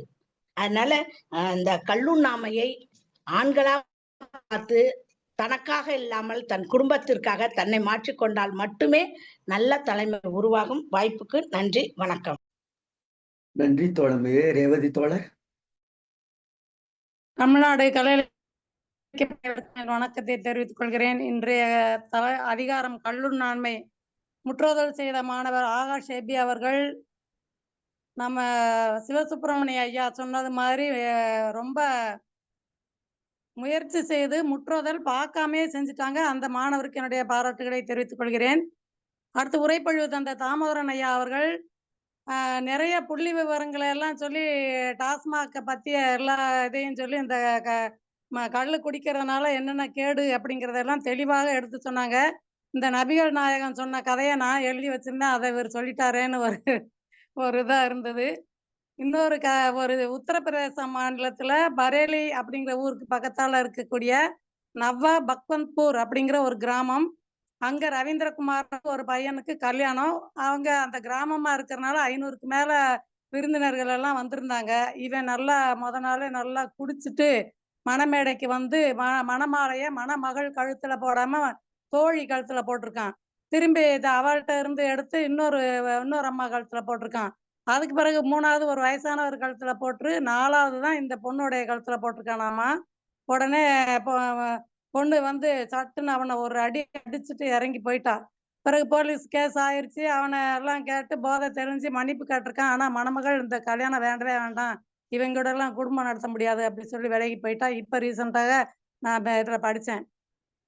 ஒரு சமயம் கல்கியில ஒரு விளம்பரம் தந்திருந்தாங்க. அதாவது வாசகர்களை எழுத வைக்கணும் அப்படிங்கிற ஒரு இதுல. அப்ப எப்படின்னா மது பாட்டில் சாஞ்ச மாதிரி இருக்கும். தமிழ்நாடுல சொட்டு சொட்டா மது விழுகிற மாதிரி அந்த படம் போட்டு அந்த தமிழ்நாட்டு அதுல முழுகிற மாதிரி படம் போட்டிருப்பாங்க. இந்த படத்துக்கு ஏதாச்சும் நீங்க எழுதி அனுப்புங்க, 4 வரியில இருக்கலாம், 2 வரியில இருக்கலாம் அப்படிங்கிற மாதிரி போட்டிருந்தாங்க. நான் எதெல்லாம் குடி லிஸ்ட்டுன்னு எங்க வீட்டுல கேட்டேன். பிராந்தி, விஸ்கி, ரம்மு அப்படி இப்படின்லாம் சொல்லி என்னென்னதுன்னு சொல்லிட்டு அப்ப நான் எழுதி அனுப்பிவிட்டேன். அளவின்றி நீ அருந்தும் பிராந்தி உன்னை அமரனாக்க எடுக்க வைக்கும் ரத்த வாந்தி அப்படின்ட்டு எழுதி போட்டிருந்தேன். வந்தா வருது பார்ப்போம் இப்ப என்ன அப்படின்ட்டு. கரெக்டா அதே மாதிரி அது வந்துருச்சு. இப்ப சினிமா பாட்டுகளையும் நம்ம நிறைய பாட்டு பார்க்கிறோம். குடிக்காதே தம்பி குடிக்காதே, நீ குடிச்சுப்புட்டு குடல் கட்டு துடிக்காதே, நீ குடிச்சிருந்தா ஊர் உலகம் மதிக்காதே, உன் வீட்டை ஒரு கழுதை கூட மிதிக்காதே அப்படின்னு எல்லாம் பார்க்குறோம். அடுத்தால இந்த பாட்டு நாளை முதல் குடிக்க மாட்டேன் சத்தியமடி தங்கம்மா. நாளை முதல்ங்கிறது நாளைங்கிறது நம்ம கையில கிடையாது. இன்னையில இருந்து குடிக்க மாட்டேன் அப்படின்னு சொன்னா அவன் சத்தியம் செல்லுபடி ஆகும். அப்ப அந்த குடிகாரன் பேச்சு விடிஞ்சாலே போச்சு அப்படின்னு எல்லாம் சொல்றாங்க. நிறைய எல்லாருடைய வீடுகள்லையும் இந்த குடிகாரர்களை பற்றிய ஏதாவது ஒரு தாக்கம் கண்டிப்பாக இருந்தே ஆகும். அதே நேரத்துல இப்ப நம்ம தமிழ்நாட்டுல இந்த காந்தி ஜெயந்தி போன்ற பெரிய மகான்கள் பிறந்த நாட்கள் எல்லாம் குடி கடையை மூடி வச்சிடறோம்னு சொன்னா அதுக்கு நாளே ஏகபோகமா விற்பனை ஆயிருது. அப்ப அது நாட்டை சொல்றதா, அது அதிகார வர்க்கத்தை சொல்றதா, இல்ல இந்த மக்களை சொல்றதா, அதுங்களுக்கு கூட தான் நம்ம இருக்கிறோம். இந்த சின்ன பிள்ளைகளுக்காவது நம்ம ஒரு விழிப்புணர்வை ஏத்தி விடுறது அவங்கவுங்க வீட்டுல அந்த அப்பாவுடைய கடமை. அவர் குடிச்சா அதையே பார்த்துட்டு வர அந்த குழந்தைகள் குடிக்கத்தான் செய்யும். கிராமத்துல இருக்கிற குழந்தைகள் ரொம்பவே பாதிக்கப்படுது. இந்த கல்லுண்ணாமை அதிகாரத்தை பற்றி தெளிவாக கூறிய தோழர் அவர்களுக்கு என்னுடைய வாழ்த்துக்களை தெரிவித்துக் கொள்கிறேன். வாய்ப்பு கொடுத்தமைக்கு நன்றி. நன்றி தோழமையே. சாத்தூர் சிங்கக்குட்டி கணேசன் தோழர். தோழர்கள் அனைவருக்கும் வணக்கம், வாழ்க வளமுடன். இன்று ஒரு அருமையான அதிகாரம் கல்லுண்ணாண்மை. இந்த அதிகாரத்தை முற்றுதல் செய்த ஆகாஷ் ரொம்ப சிறப்பா சொன்னாங்க அந்த தம்பி. உண்மையிலேயே ரொம்ப குரலை படிக்கிறது கஷ்டமான இருந்தாலும் அதை சொல்லியே தீர வேண்டும் என்ற ஒரு முனைப்போடு அந்த முற்றுதலை செய்து முடித்தார்கள். அவர்களுக்கு பாராட்டுக்கள், வாழ்த்துக்கள். இந்த உரைப்பொழிவு நிறுத்திய ஐயா தாமோதரன் ஐயா அவர்கள் ஒரு நடைமுறையில் இருக்கக்கூடிய ஒரு சில சிக்கல்களையும் தீமைகளையும் கல்லுள் உண்ணுவதால் என்னென்ன கெடுதல் வருகின்றதெல்லாம் ரொம்ப சிறப்பா சொன்னாங்க. ஆனா அவர் சொல்றதுல வந்து எனக்கு ஒரே ஒரு வார்த்தை வந்து ரொம்ப சிறப்பா இருந்துச்சு. என்னன்னு கேட்டா, இத வள்ளுவர் வந்து 2000 ஆண்டுகளுக்கு முன்னாடி எழுதிட்டு போயிட்டாரு. இப்ப இருந்தா என்னதான் செய்வாரோ அப்படின்னு சொல்லி ரொம்ப வருத்தப்பட்டார். அது உண்மைதான். உண்மையிலேயே இப்ப எல்லாம் குடிக்காதவன குடிக்க குடிக்கிறவனுக்கு வந்து அது ஒரு தகுதி மாரி ஆயிப்போச்சு. ஒரு பொண்ணு பார்க்கக்கூடிய இடத்துல கூட அவரு வெத்தல போடுவாரா, டீ சாப்பிடுவாரா, அது செய்வாரா, இது செய்வாரா அப்படின்லாம் கேட்டுக்கிட்டு இருக்கும்போது குடிப்பாராங்கிறத வந்து அது ஒரு தகுதியா கேட்குறாங்க. சரின்ட்டு அத குடிக்கிறாரு. ஆமா. சரி, சரி. அதெல்லாம் இப்ப வந்து சகஜம் தானே. இப்ப யாரு தான் குடிக்காம இருக்கான் அப்படின்னு ஒரு சப்பக்கட்டு வேற கட்டிக்கிறாங்க. இல்லன்னா அவன் என்னடா அப்ப அவன்கிட்ட போய் நீ ஒட்டிக்கிட்டு இருக்க. அவன் குடிக்க மாட்டான், ஒண்ணும் செய்ய மாட்டான். அவன்லாம் ஒரு ஃப்ரெண்டா? அவன்லாம் தேவையா? அவன் ஃபங்ஷனுக்கு நீ எதுக்கு போய்க்கிட்டு இருக்க? அப்படின்னு சொல்ற மாரி எல்லாம் சூழ்நிலை வந்து போகுது. இன்னொன்னு என்ன, கள்ளுக்கடையில பூரா திறந்து வச்சுட்டு, நீங்க குடிக்காதீங்க, அது பக்கம் போகாதீங்க, இது பக்கம் போகாதீங்கன்னு சொல்லி அறிவுரை சொல்றதுல வந்து ஒண்ணும் அர்த்தமே கிடையாது. இதுல இன்னொரு விஷயமும் இருக்கு. ஏதாச்சிலும் வந்து ஒரு ஆட்சி வரப்போது, பூரண மதுவிலக்குன்னு சொல்லி அறிவிச்சுட்டாங்க. அது வந்து தேர்தல் அறிக்கையில இருந்தால், நிச்சயமாக அந்த கட்சி தோத்து போகும். அப்படிதான் இப்ப இப்ப இருக்கிற சூழ்நிலை இருக்குது. இன்னொன்னு இந்த குறள்ல வந்து அ அத நம்ம அரசியல்ல சொன்ன மாரி, அவங்களா பார்த்து திருந்திக்கணும். இல்லன்னா ஒண்ணுமே செய்ய முடியாது. அதத்தான் வந்து அந்த 9வது குறள்லயும், 10வது குறளையும் நீட்டா வச்சுட்டாரு. அந்த 9வது குறள்ல வந்து, "அவனுக்கெல்லாம் நீ அறிவுரை சொல்லாத. அது சொல்லி ஒண்ணும் பிரயோசனம் இல்ல. அது சொல்றதுனால என்ன பிரயோசனம் இருக்கு? தண்ணிக்குள்ள மூழ்கி போனவன போய் உள்ள போய் விளக்க புடிச்சு பார்க்குற கதையா இப்போ உள்ள போய் தண்ணிக்குள்ள போய் விளக்க புடிச்சா என்னதான் திருப்பி இருட்டா போகும். அப்ப அவன போய் நீ வந்து சொல்லி என்ன பிரயோசனம்? அவன திருத்தவே முடியாது." அப்படின்னு ஒண்ண சொல்லிட்டு, இன்னொன்னு என்ன சொன்னா, அந்த 10வதுல தான் அதுக்கான ஆன்ஸர வைக்கிறாரு. அதுக்கான பதில வைக்கிறாரு. கள்ளு அதாவது அவன் என்ன சொல்றான்? "போதைப் பொருள் ஒருவன் பயன்படுத்தாதபோது, அதை பயன்படுத்தியிருப்பவனை பார்த்து திருந்திக்கணும்." அப்ப வந்து இவன் வந்து பயன்படுத்திட்டு தான் இருக்கான். பயன்படுத்திட்டு அன்னைக்கு அவன் பண்ணல. ஆனா, அவனுக்கு எதிர்க்க இருக்கிறவன் ஒருத்தன் குடிச்சுட்டு அவன் எப்படி எப்படியெல்லாம் பண்றானோ, அதை பார்த்து திருந்த வேண்டும். இல்லாட்டா இவன் திருந்திக்கிடவே மாட்டான். அப்படின்னு சொல்ற மாரி இந்த குறள இணைச்சிருக்காங்க. இன்னொன்னு இந்த குடிச்சுக்கிட்டு இருக்கிறவங்க வந்து, அ வ அதாவது விடிஞ்சாலே போச்சுன்னு சொன்ன மாரி, "நான் அதெல்லாம் குடிக்கவே மாட்டேனே, தொடமாட்டேனே, கையில தொடமாட்டேனே" அப்படின்னு சொல்லுவாங்க. அதெல்லாம் நம்பவே முடியாது. அது நம்பிக்கைக்கு உரிய சொல் கிடையாது அப்படின்னு நம்ம புரிஞ்சுக்கிடலாம். இன்னொன்னு என்ன அப்படின்னா, ஐயா சிவசுப்ரமணியா சொன்னாங்க, அதாவது நல்லவங்கலாம் பார்த்து பயப்படணும். அது உண்மதான். நல்லவங்க மட்டும் பார்த்து பயப்படல. பஸ்ஸு, லாரி கூட பார்த்து பயப்படுது. ஏன்னு கேட்டா, நீங்க எத்தனையோ இது பார்த்திருப்பீங்க. இவன் போய் விழுகவே மாட்டான். என்ன, அப்படியே விழுந்திருந்தா கூட, அந்த வண்டிக்காரனும் அந்த இதுங்கன்னா அவனுடைய சின்ன ஒரு மிஸ்டேக்னால தான் விழுதாங்க ஒழிஞ்சு, இவன் விழுகவே மாட்டான். இவன் என்னதான் குடிச்சு போட்டும், ஆடிட்டு போட்டும் விழுக மாட்டான். கரெக்ட்டா சாப்பாடெல்லாம் கிளீனா தான் சாப்பிடுவான். அது ஒண்ணும் மாத்தியெல்லாம் சாப்பிட மாட்டான். அப்ப ஏதோ ஒரு மப்பு புடிச்சு போட்டு இந்த மாரி அலையுறாங்க. இவங்களயெல்லாம் திருத்தது எப்படி முடியும்? திருந்தவே மாட்டாங்க இந்த உலகத்துல. எத்தன வள்ளுவர் வந்து எத்தன அறிவுரை சொன்னாலும் நடக்கவே போறதில்ல. அதே மாரி இந்த ஆட்சி வந்து எத்தன ஆட்சி வந்தாலும் ஒண்ணுமே செய்ய போறதில்ல. அப்படியே கொஞ்சம் பூரணமாகுதுன்னா நிச்சயமா தோத்து தான் போகும். சந்தேகமே இல்ல. அதுக்கு நெறைய எடுத்துக்காட்டுகள்லாம் இருக்கு. அதனால இந்த அதிகாரம் வந்து நல்ல அதிகாரம். அறிவுரை குடுக்கக்கூடிய அதிகாரம் தான். அதெல்லாம் வந்து அவங்களா தான் திருந்தணும். நம்ம ஒண்ணுமே செய்ய முடியாதுங்கிறது தான் என்னுடைய அ பின்னூட்டம். வாழ்க வளமுடன். வணக்கம். நன்றி தோழம். மாரி தோழர். ஆ வணக்கம் தோழர். அதாவது தந்தை பெரியார் அவர்கள் இந்த கல்லு தென்னை மரங்களிலிருந்து கல்கள் இறக்கப்படுகிறது என்ற காரணத்தினால, தென்னை மரத்துக்குள்ள கல்லுகள் குடிக்கிறார்கள் என்ற காரணத்தினால, தன்னிடம் இருந்த அனைத்து மரங்களையுமே நூற்றுக்கணக்கான மரங்களை வெட்டி சாய்த்தார். மூல காரணமாக இது இருந்துவிடக் கூடாது. குடிப்பவர்களோட அதுக்கு காரணமாக இருப்பதை நாம் அழித்து விடும் வேண்டும் என்ற எண்ணத்துல இளநீர், தேங்காய்கள் கொடுக்கின்ற, ஓலைகள் கொடுக்கின்ற வரவு, பண வரவுகள் வருகின்ற அதனை முழுமையாக வெட்டி சாய்த்ததை நம்ம பாட புத்தகங்களையும் நம்ம பல்வேறு இதுகளையும் நம்ம தெரிஞ்சுக்கிட்டு இருக்கோம். ஆனா இப்படிப்பட்ட சூழ்நிலைகள்ல இன்று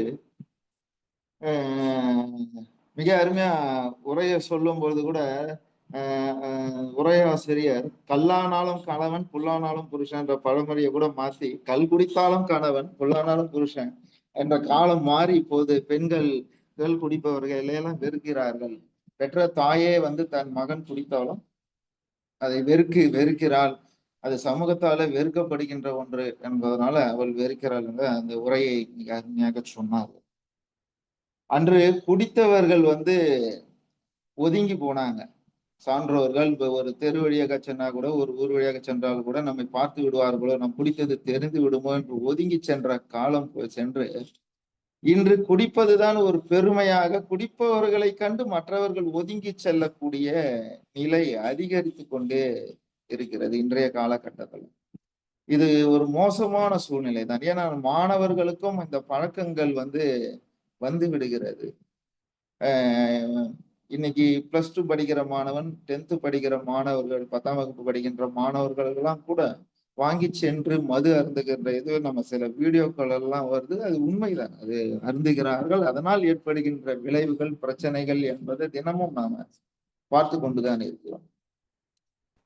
சதித்திட்டங்கள் தீட்டுகின்ற இடமாகவும் மதியை மயக்குவதனால் அந்த இடத்தில் நாம என்ன செய்கிறோம்? கல்குடிக்கிறவன் தன்னுடைய சுய நினைவை முழுவதுமாக என்ன செய்கிறோன்றதையே இழந்துடும். அப்ப என்ன செய்கிறோன்ற அந்த அது என்னன்னா உணர்ச்சி பெருக்கையும் உத்வேகத்தையும் கொடுக்கிறத கண்டி சீரான இது சரியா தவறா என்ற எண்ணத்தை மது என்பது ஒரு நாளும் ஒருவருக்கும் கொடுப்பதில்லை. அதை அதிகமாக உட்கொள்வர்களால பல்வேறு கொலைகள், கற்பழிப்புகள், தினம் வருகின்ற சமுதாயத்தில் ஏற்படுகின்ற பெரும்பாலான சீரழிவுகளுக்கு காரணம் இந்த கல்தான், இந்த மதுதான். இதனை மாற்ற வேண்டும், கொஞ்சம் கொஞ்சமா குறைக்க வேண்டும். மக்களுக்கு கல்வியின் மூலமா அதை வருகின்ற மாணவர்களுக்கு அதனால் ஏற்படும் சீரழிவுகளை கல்வியினால் மட்டும்தான் மாற்ற முடியும், பிரச்சாரங்களினால் மட்டும்தான் மாற்ற முடியும். ஆனால் அந்த கல்வியையே வியாபாரமாக்குகின்ற செயல்தான் இன்று தொடர்ந்து கொண்டு இருக்கிறது பொழுது அது ஒரு மிகப்பெரிய வேதனை தான். மூளைச்சலவை இன்றைய காலகட்டம் மூளைச்சலவையாகத்தான் விளங்குகிறது அந்த மது. தன்னுடைய சுய நினைவை, தன்னுடைய ஆற்றலையே இழக்க வைக்கக்கூடிய, தன்னுடைய சிந்தனையை இழக்க வைக்கக்கூடிய ஒன்றாகத்தான் இந்த மது இருக்கிறது.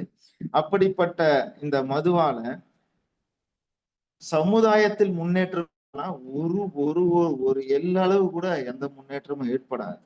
கல்வியும் வேலை வாய்ப்பும் எவ்வளவு முக்கியம். படித்து வருகின்றவர்களுக்கு அடுத்த வேலை வாய்ப்பு, அதைதான் ஒரு அரசு என்பது முன்னெடுத்து செல்ல வேண்டும். சிறந்த மருத்துவத்தை முன்னெடுத்து செல்ல வேண்டும். ஆனால் இங்கு மருத்துவமும் வியாபாரமாக்கப்பட்டு விட்டது என்பது ஒரு வேதனையான விஷயங்கள் தான். இந்த இந்த இந்த மதுவால குடிச்சு சீரழிஞ்சவங்க தான் பெரும்பாலும் மருத்துவமனையில இருக்கக்கூடிய, அவர்களால் துன்பத்தில் ஈடுபடும் குடும்பத்தினரும் மருத்துவமனைக்கு செல்லக்கூடிய ஒரு நிலைதான் என்று இருக்கிறது. உதாரணமாக சொல்ல போனால் இலவசங்கள் மக்களுக்கு தேவையில்லை. நல்ல கல்வியும் வேலை வாய்ப்பும் ஒவ்வொரு குடும்பத்திலும் ஏற்படுத்தி விட்டாலே போதும், இந்த சமுதாயம் பெரும்பான்மை வளர்ச்சிக்கு வித்தாக அமைந்துவிடும். இறுதியாக ஒன்று சொல்லி நிறைவு செய்கிறேன். இந்த மதுவால் என்ன ஏற்பட்டது என்றால், ஒருவர் தொடர்ச்சியாக கடைக்கு வராரு. அவர்கிட்ட யதார்த்தமாக பேசும்பொழுது பழகுகிறோம். யதார்த்தமாக பேசும்பொழுது அவர் லேத் பற்ற கடை வச்சிருக்காரு. அவர்கிட்டயும் ஒரு 3-4 பேர் ஒரு வேலை செய்யறாங்க. ஆனால் தினமும் அது கடையில வருகின்றதையெல்லாம் எடுத்து குடித்து விடுவாரு. கூட இருக்கிற நண்பர்களையும் சேர்த்து கூட்டி குடிக்கின்ற பழக்கம் அவருக்கு இருந்தது. அப்பொழுது அவருக்கு ஒரு மகள், அவர் வீட்டுக்காரமா இவர் எதுவுமே கொடுக்கறதுனால வீட்டு வேலைகள் செய்து பிழைக்கக்கூடிய ஒரு சூழ்நிலை தான் இருந்தது. அப்போ வாக்குவாதம் இப்போ சொல்ல, உன்னால குடியை நிறுத்தவே முடியாதுப்பா, நீ அடிமை ஆயிட்ட, என்ன சொன்னாலும் உன்னால குடியை நிறுத்த முடியாது அப்படின்னு சொல்ல, நான் நினைச்சா நிறுத்திடுவேன், நான் நினைச்சா நாளைக்கே கூட இந்த குடியை என்னால் நிறுத்த முடியும் அப்படின்னு. சரி பார்க்கலாமா, நீ நாளைக்கு ஒரு நாள் இல்ல, ஒரு 10 நாள் குடிக்காம இருப்பான்னு, ஆனா மறுநாள் நிற்பாரு. இப்படி இது ஒரு 2-3 மாதங்கள் தொடர்ச்சியா ஏற்கனவே குடிச்சிட்டு வந்தாலும் பழக்கம் ஏற்பட்டு ஒரு 3-4 மாதங்கள் தொடர்கிறது.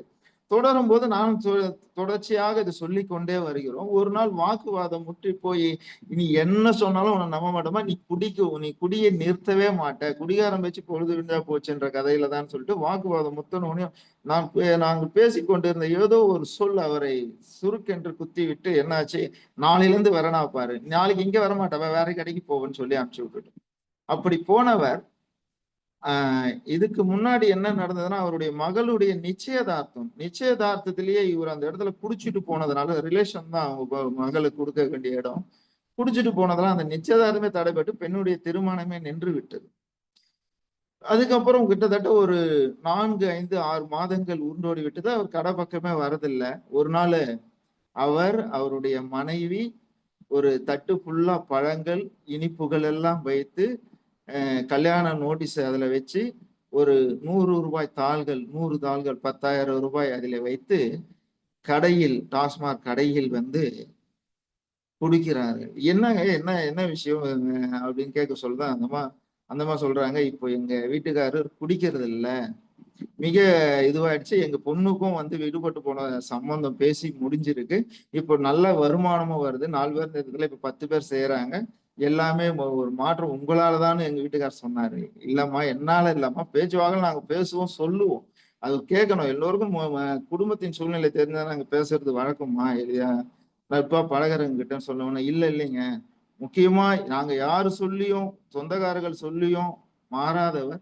ஏதோ ஒரு இதுல நீங்க சொல்லி மாறிக்காரு, எங்களுக்கு ரொம்ப சந்தோஷமா இருக்கு. நாங்கெல்லாம் வீட்டு வேலை போய் செஞ்சு தந்து வந்து குடும்பத்துல சாதம் சோறாக்க வேண்டிய சூழ்நிலை இருந்தது. இன்னைக்கு நிலைமையெல்லாம் மாறி இருக்கு சார் அப்படின்னு சொல்லிட்டு. இதெல்லாம் விட என்ன இதுன்னா, இந்த கல்யாணம் ஆக வேண்டிய பெண் வந்து அவங்களும் வந்திருக்காங்க. இடையில குறுக்கு சாலைக்கு அண்ணாண்ட நின்று கையெழுத்து கும்பிட்டாங்க. வாங்க பாருங்க, எங்க மகளும் வந்திருக்கா, உங்களை பார்க்க. ஏன் இங்க கூட்டிட்டு வந்தீங்க? இல்ல, உங்களை பார்க்கணும். அந்த மாதிரியான ஒருவர் திருந்திருக்கிறார். ஒருவர் திருந்தியதனால அந்த குடும்பத்தின் சூழல் எப்படி மாறி இருக்கிறது. அவர் குடிப்பதனால தன்னுடைய மனதை முழுவதுமாக அந்த குடிக்கு தெரிந்துவிட்டு சம்பாதிப்பதையெல்லாம் இழந்து விடுகிறார். ஏதோ ஒரு உடல் வலிக்காக குடிக்க என்று செல்வரை கூட முழுவதுமாக அதுக்கு அடிமையாகி விடுகிறார்கள். அதனால்தான் நாளுக்கு நாள் குடிகாரர்கள் பெருகி கொண்டிருக்கிறார்கள். உரையாளர் சொன்ன மாதிரி 1500 கோடியில 2003 தொடங்கியது, இன்னைக்கு 50,000 கோடிகளை தாண்டி சென்று கொண்டு இருக்கிறது. அதுவும் அரசுக்கு வருமானத்தில் அது முதல் வருமானம் என்று பெருமை சொல்லி கொண்ட சூழ்நிலையா இந்த வருமானம்? இதில் வருகின்ற வருமானத்தை முதன்மைப்படுத்துவதா என்பதுதான் இங்கே கேள்வியாவே இருக்கு. ஆனால் முதன்மைப்படுத்தி கொண்டிருக்கிறார்கள் அரசை, ஆட்சியாளர். ஆக இதை தடுக்க வேண்டும் என்றால் அரசு தான் முயற்சி எடுக்க வேண்டும். இந்த கொஞ்சம் கொஞ்சமாக குறைக்க வேண்டும். மதுவினை கொஞ்சம் கொஞ்சமாக குறைத்து இளைய தலைமுறைகளுக்கு கல்வியினை போதித்து எல்லாருக்கும் வாய்ப்பு வேணும். வாய்ப்புக்கு நன்றி கூறி விடைபெறுகிறேன் தோழரே. நன்றி பேராசிரியரே, ஒரு நிமிஷம். பேராசிரியரே சொல்லுங்க தோழர். தோழர் மாரிக்கு நன்றி சொல்லணும். ஒருத்தரை திருத்திருக்காருல, இவரை பின்பற்றி நம்ம அவங்களுக்கு தெரிஞ்சவங்களை திருத்தினாலே ஒரு நல்ல சமுதாயம் உருவாகும்னு நினைக்கிறேன். அடுத்து ஒண்ணு, நானும் பெரியாருடைய சிந்தனைகள்லாம் எனக்கு ரொம்ப பிடிக்கும். எனக்கும் பெரியாருடைய சிந்தனைகள்லாம் ரொம்ப பிடிக்கும். இருந்தாலும் அவரு தென்னந்தோப்ப வெட்டி அழிச்சது தவறான முன்னுதாரணமாக கருதுகிறேன். மரங்களை உருவாக்குறது எவ்வளவு கஷ்டம்னு நமக்கெல்லாம் தெரியும். அது ஏதோ அவசரப்பட்டு செஞ்சிருக்காருன்னு தான் நினைக்கிறேன். நன்றி. மகாராஜன் தோழர்.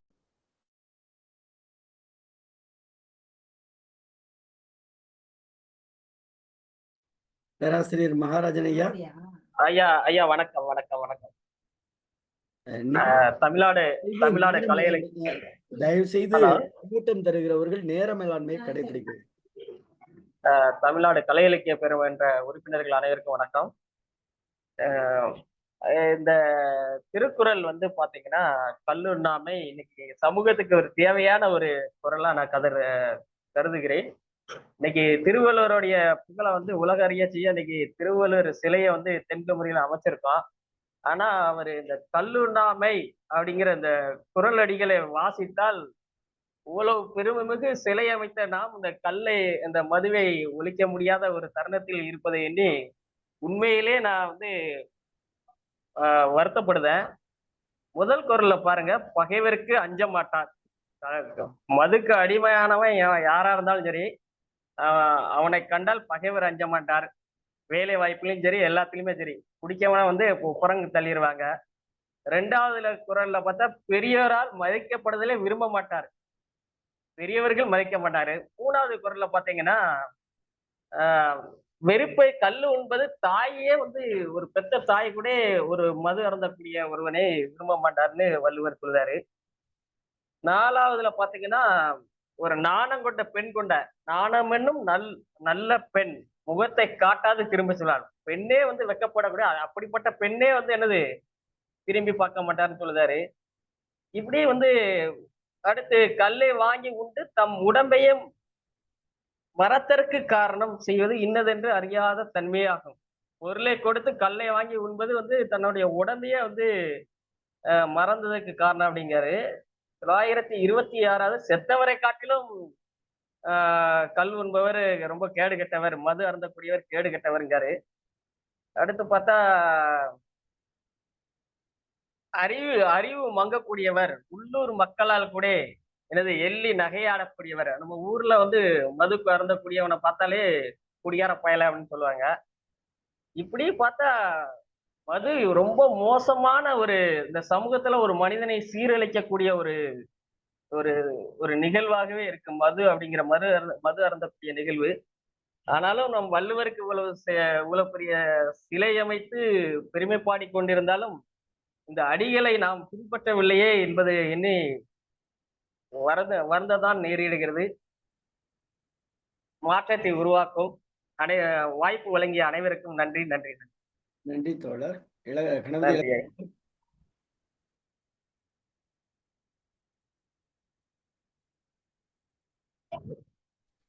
வணக்கம் வணக்கம் தோழர்கள் அனைவருக்கும் வணக்கம். இது ஒரு பொருத்தமான அதாவது தோழர் இன்றைய உரையாளர் தாமோதரன் அவர்களும் தோழர் கருணைமாரி அவர்களும் மிக பொருத்தமான முறையில் இந்த தலைப்பை எடுத்து இந்த அதிகாரத்தை தேர்வு செய்து அதை செவ்வனே முன்னெடுத்திருக்கின்றார்கள். அவர்களுக்கு நெஞ்சம் நிறைந்த பாராட்டுக்கள், வாழ்த்துக்கள். இருவருமே டாஸ்மாக் அலுவலர்கள். அப்போ டாஸ்மாக் அலுவலர்களாக பணியாற்றி கொண்டு அதனுடைய தீமைகளை, அதனால் ஏற்படும் பாதகங்களை கண்முன்னே கணந்தோறும் கண்டு வரக்கூடிய அவர்கள் இதை கல்லுண்ணாமை என்ற இந்த அதிகாரத்தை சிறப்பான முறையிலே பேசுவது சால பொருத்தமானது. அதே போல அரசு வந்து அதுல கிடைக்கக்கூடிய லாபத்தை மட்டும்தான் அது சொல்லி கொண்டிருக்கிறது. அதுல லாபம் என்பது ஒரு சிறுவீதம்.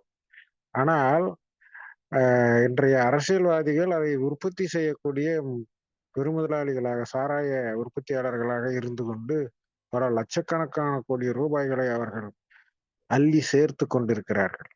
தன்னுடைய மக்களை குடிகாரர்களாக மாற்றி அவர்கள் அதிலே வளம் கொளிக்கும் வாழ்க்கையை வாழ்ந்து கொண்டிருக்கிறார்கள். அப்பாவி மக்களை கொன்று கொண்டிருக்கிறார்கள். அதை நாம் யாரும் பேசுவதே இல்லை. அரசாங்கத்துக்கு இவ்வளவு வருமானம் வருது அப்படிங்கிறத ஒரு பெருமையாகவும், அரசாங்கத்தை தூக்கி நிறுத்துபவர்கள் இந்த குடிகாரர்கள் என்றும் மதுப்பிரியர்கள் என்றும் இப்படியெல்லாம் வந்து ஏமாற்றி கொண்டிருக்கிறார்கள். இதையெல்லாம் எடுத்து சொல்லும் திராணி இந்த டாஸ்மாக் அலுவலர்களுக்கு, நம்முடைய தோழர்களுக்கு நமக்குத்தான் இருக்கின்றது. அதை நாம் நெஞ்சரத்தோடு சொல்லுவோம், அம்பலப்படுத்துவோம். மக்கள் நலனில் அக்கறை கொண்டவர்களாகிய நாமே இதை செய்ய வேண்டும் என்று சொல்லி வாய்ப்புக்கு நன்றி கூறி விடைபெறுகிறேன். நன்றி, வணக்கம். நன்றி தோழமையே. நிறைவு பின்னூட்டமாக நல்லா தோழர் வணக்கம். கிருஷ்ணன் செங்கை தோழர் கிருஷ்ணன் தோழர் சொல்லுங்க. நன்றி நன்றி நன்றி. காலம் கருதி ஒரு சில வார்த்தைகள் மட்டும் பதிவு செய்கிறேன். முத்தோத்தல் போதை நான் வரவில்லை. இருந்தாலும் சிறப்பாக செய்த தம்பி ஏபி அவர்களுக்கும் தோழர் தாமோதரன் அவர்களுக்கும் முதற்கண் வாழ்த்தினை தெரிவித்துக் கொள்கிறேன். அவர் வந்து இந்த தலைப்பை எடுத்ததே ஒரு பெரிய விஷயம். அது எடுத்தது இந்த நேரத்தில், இந்த காலத்துல இந்த தலைப்பை எடுத்துக்கொண்டதே ஒரு பெரிய நிகழ்வாக நான் கருதுகிறேன். அதை எடுத்து அதை அனைவருக்கும் புரிய மாதிரி மக்கள் மொழியில் பேசியதுதான் மிக சிறப்பு. அதனால அந்த தோழருக்கு என்னுடைய நன்றியை வணக்கத்தையும் தெரிவித்துக் கொண்டு பின்னூட்ட பிதாமகன்கள் அண்ணன் சிவசுப்ரமணியம் அவர்கள் பேசிய பிறகு, ஆத்தூரார் பேசிய பிறகு, அதுக்கப்புறம் நம்ம பின்னூட்டு சொல்றது சரிப்படாது. அரசியலி பேசிய பிறகு அவ்வளவு சிறப்பாக இருக்காது. இருந்தாலும் நம்முடைய கடமை கருதி சொல்றேன். இந்த கல்லுண்ணாமை என்ற அதிகாரம் என்பது இந்த அளவுக்கு நாம் அங்கலாய்த்து கொண்டிருப்பதற்கு நம்முடைய இந்த நாட்டை மக்களை காப்பாற்றுவதனுடைய பெரிய பொறுப்பு அரசுக்கு இருக்கிறது. இந்த நாட்டை காப்பாற்றுவதற்கு பெரிய பொறுப்பு சட்டத்திற்கு இருக்கிறது. இந்த நாட்டை காப்பாற்றுவதற்கு பெரிய பொறுப்பு நீதிக்கு இருக்கிறது. இதெல்லாம் இதுதான் இன்னைக்கு நமக்கு இருக்கிற ஒரு பாதுகாப்பு அரண்கள். இவர்கள் அத்தனை பேரும் இந்த அதிகாரத்தை பார்த்தால் பயப்படுகிறார்கள், அவர்கள் அதிகாரம் போய்விடும் என்று. ஆனா எல்லாருக்கும் ஆசை இருக்கிறது, மதுவை ஒழிக்க வேண்டும் என்று அத்தனை கட்சிகளும் நினைக்கிறார்கள். ஆனால் ஏன் முன்வரவில்லை? ஏன் அதை ஒரு கொள்கையாக வைக்கவில்லை? கூட்டணி கட்சிகளாம் ஒன்று சேர்ந்து ஒரு முடிவெடுத்து சொன்னால் அதற்கு ஒரு பலன் கிடைக்கும். ஆனா எல்லோரும் வீட்டுக்குள்ளே, கட்சிக்குள்ளே இந்த மாதிரி இருட்டறிலே சொல்லிக் கொண்டிருக்கார்கள் ஒழிய பொது வெளியில் அது சொல்லணும். ஏன்னா இன்றைக்கு அரசாங்கம், நம்முடைய நாடு ஒரு கீழடியை இன்னைக்கு தோன்றினால் அவனுடைய பண்பாடு, கலாச்சாரம் எல்லாம் கிடைக்கிறது. ஒரு 50 ஆண்டு காலம் கழித்து தமிழ்நாட்டை தோண்டி பார்த்து, தொல்பொருளாட்சியை தோண்டி பார்த்தால் பிளாஸ்டிக் டம்ளர்களும், வாட்டர் பாட்டிலும், மது பாட்டில் தான் கிடைக்கும். அவ்வளவு ஒரு அவல நிலைதான் இன்றைக்கு எங்கு பார்த்தாலும் குப்பைகளாக இருக்கின்றன. ஆக இதை நம்ம செய்ய வேண்டும் என்றால் அரசாங்கம் முன்னெடுக்க வேண்டும், நாம் தான் முன்னெடுக்க வேண்டும். அத்தனை பேரும் இந்த செய்திகளை, இப்போது சொன்ன செய்திகளை ஒவ்வொரு தெருவுக்கும் சென்று சேர்க்க வேண்டும். அந்த நிகழ்ச்சியை நாம் முன்னெடுத்தால்தான் ஓரளவாவது நம்மால் வெற்றி பெற முடியும். 50,000 கோடி என்பது சும்மா அண்ணன் சிவசுப்ரமணியன் சொன்ன மாதிரி அரசாங்கம் கல்விக்கு செலவு செய்ய வேண்டும், கல்வியை சொந்தமாக நடத்த வேண்டும். கல்வியை ஒருவனுக்கு கொடுத்து விட்டால் மதுக்கடைகள் இங்கு இருக்காது. ஆனால் அதை கொடுப்பதற்கு அவர் தயாராக இல்லை. அதை வியாபார பொருளாக மாற்றிவிட்டு மதுக்கடையை எடுத்துக்கொண்டு இன்றைக்கு பணம் பார்க்கிறார்கள் என்றால் நாட்டு மக்களை வாழ வைப்பதை விட அவர்கள் நாற்காலி வாழ வேண்டும், அவர்கள் அரசு வாழ வேண்டும் என்ற நோக்கில் தான் போய் கொண்டிருக்கிறார்கள் என்பதை நாம் நன்றாக புரிந்து கொள்ள வேண்டும். தோழர் நம்முடைய கணபதி அவர்களும், அடுத்து தோழர் மாறி, நம்முடைய கருணை மாறி அவர்களும் ரொம்ப சிறப்பாக சொன்னாங்க.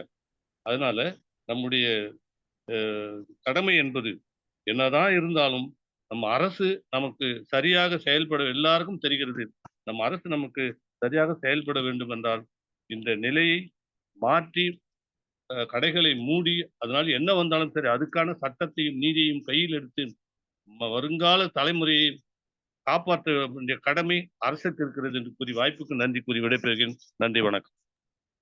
நன்றி தோழமையே. நிறைவாக நல்லாசிரியர், தமிழாசிரியர் நிறைவு பின்னூட்டம் நாகராஜன் ஐயா. மகிழ்வோடு மாலையை வணங்குகிறேன். மாலை நேரத்தில் மன்றத்தை வணங்குகிறேன். எல்லா காலத்திலேயும் கோபுரத்தில் ஏறி நிற்கும் தூசு நினைக்குமாம் நானே கலசம் என்று. அப்படித்தான் உச்சம் தொடு என்று சொல்லுகிறார் ஒரு இடத்துல கவிப்பேரரசு. ஆனால் வரம்பு வைத்து உச்சம் தொடு என்று சொல்லுகிறார். ஆகையினாலே போதை என்ன செய்து விடுகிறது? முகுளத்தை தாக்கி உச்சத்திலே வைப்பது உண்மைதான். அதை சொல்லுகிற பொழுது மிடுக்கான சரக்கு இருக்க வேண்டும், ஆனால் சாக்கு மிடுக்கா இல்லை சரக்கு மிடுக்கா என்று கேட்பார்கள். ஆனால் வெகு ஆச்சரியம், கள்ளே எமக்கியும் என்று சொன்ன ஔவையின் கள் எங்கே? ஆனால் கள் உண்டாட்டு என்று சொல்லுகிற புறப்பொருள் வெண்பா மாலையின் கள் எங்கே? ஆனால் சிறப்பான கட்குடியோடு குறிஞ்சி நிலத்திலே முருகன் தை வந்து ஆடுகிற கல்குடித்த மறவர் காட்சி எங்கே? நக்கீரர் காட்டுகிற திருமுருகாற்றுப்படை சொல்லுமே கள் அயர்வான் பக்தர்களுக்காக என்று சொல்லுகிற உயர்ந்த பண்பாட்டில் வைக்கப்பட்ட கல் எங்கே?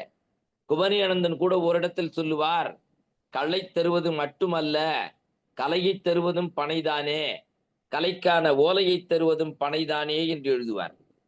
தோழர் மிக அருமையாக சொன்னார், கலையின் பாங்கிலே பக்கத்திலே செல்லுகிற ஒருவர் கல்லின் பங்கிலே செல்வது இல்லை.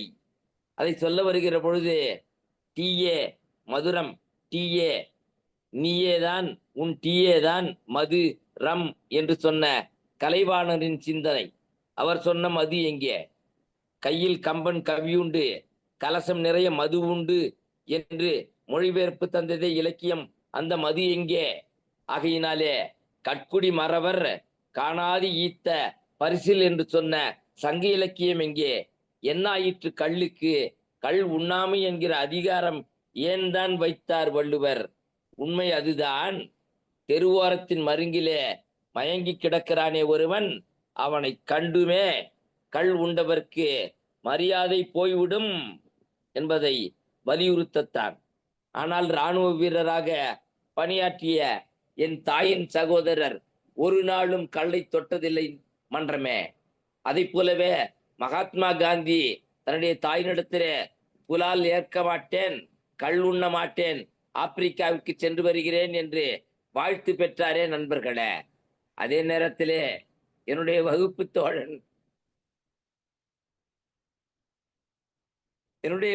தோழன் இன்றைக்கு இல்லை, நினைவினாலே என்னோடு நிற்கின்றான். 21 வயதிலே விமானப்படையிலே மிக அற்புதமாக தன்னுடைய மூளையினாலே இந்திய அளவிலே முதல் மாணவனாக தேர்ந்தெடுக்கப்பட்ட என்னுடைய தோழன் சிவகுமார் இன்று இல்லை. ஏனென்றால் குடி அவனை குடித்தது இல்லை, அவன் குடியை குடித்தது. நண்பர்களே, 2 விதமான தரவுகளை சொன்னேன். என்னுடைய தாய்மாமன் ஒரு நாளும் தொட்டதில்லை, சுபேதாராக கீழே இறங்கினார், என் கேப்டனாக இறங்கினார். ஆனால் என்னுடைய வகுப்பு தோழன் விண்ணேறி விட்டான், மண் தூறிவிட தன்னை இழந்து விட்டானே. நண்பர்களே, கள்ளுண்ணாமை வேண்டும். மன்றத்திற்கு மறுபடி மீள என் வாழ்வையே புரட்டி போட்டதாக கருதி வாய்ப்புக்கு நன்றி சொல்லி 2 நாளும் வாழாயிருந்தேன், இரு செவிகள் கேளாயிருந்தேன், துன்பத்தில் தாழாதிருந்தேன். காரண மன்றத்தை விட்டு எங்கோ சென்றதனாலே. மறவர்க்க கல்லை அல்ல மன்றத்தின் சொல்லை என்று சொல்லி உங்களோடு மறுபடியும் மீள இணைந்தேன். தாய்மாமனை நினைந்தேன், தாழாத துயரத்தில் நண்பனை நினைந்தேன். நன்றி பெருக்கோடு நன்றியை சொல்லி இடமமைகின்றேன். நன்றி, வணக்கம். நன்றி தோழமையே, மிக்க மகிழ்ச்சி. தோழர் தாமோதரன் தோழர், நீங்க எதுவும் சொல்ல விரும்புறீங்களா? அடுத்து பொதுச் செயலாளர் பேச போறாங்க. தாமோதரன் தோழர்.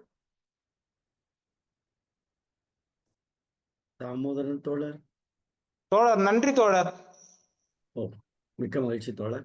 நிறைவாக நம்முடைய தமிழ்நாடு கலை இலக்கிய பெருமன்றத்தினுடைய பொதுச் செயலாளர் மருத்துவர் தா. அரமையா அவர்கள். தோழர்கள் அனைவருக்கும் வணக்கம். இன்னைக்கு தமிழ்ச்செம்மல் விருது நேற்று அனௌன்ஸ் பண்ணியிருக்காங்க. நம்ம ராமநாதபுரம் மாவட்டத்தை சேர்ந்த எழுத்தாளர் NS பெருமாள் அவர்கள் இந்த விருதை பெறுகிறார்.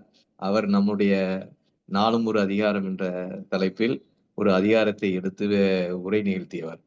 அவருக்கு நமது தமிழ்நாடு கலை இலக்கிய பெருமன்றத்தின் சார்பாக மிகுந்த வாழ்த்துக்களையும் மகிழ்ச்சியையும் தெரிவித்துக் கொள்கின்றோம். இன்னைக்கு குரல் சொன்ன ஆகாஷ் ஷெபி ரொம்ப அருமையா சொன்னாரு. அதுக்கப்புறம் நம்ம உண்மையிலே பாராட்டப்பட வேண்டியது, தாமோதரனும் டாஸ்மார்க்கில் தான் வேலை செய்யறாரா தெரியவில்லை, வாய்ப்பு இருக்கு. ஒரு டாஸ்மார்க்கில் வேலை செய்யக்கூடியவர்கள் மாரித்தோழர் சரிதானே? தோழர் மாறி கருணை மாறி நமக்கு தெரியும். தோழர் மாறி டாஸ்மார்க் தொழிலாளர்களினுடைய AITUC மாநில செயலாளராக இருக்கிறார். அப்ப ஒரு டாஸ்மார்க்கில் வேலை பார்ப்பவர்களே 2 பேரும், உரையாளரும் அந்த கருத்து சொன்ன மாறி அவர்களும் டாஸ்மார்க்கில் தங்களுடைய வாழ்வாதாரமாக டாஸ்மார்க் கடை தான் இருக்கிறது.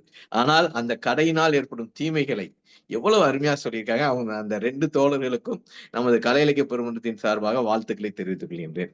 இன்றைக்கு கல்லுண்ணாண்மை பெத்த தாயே இந்த இது பண்ணுன்றது, அதுக்கப்புறம் செத்தாரா தூங்குனாரான்ற வித்தியாசம் தெரியாம நஞ்சுண்டார் போல இருப்பாங்க அவங்கன்னு சொன்னது. பிறகு கலித்தானை காரணம் காட்டுதல், கீழ் நீர் குளித்தானை தீத்துரி இயற்றினர்.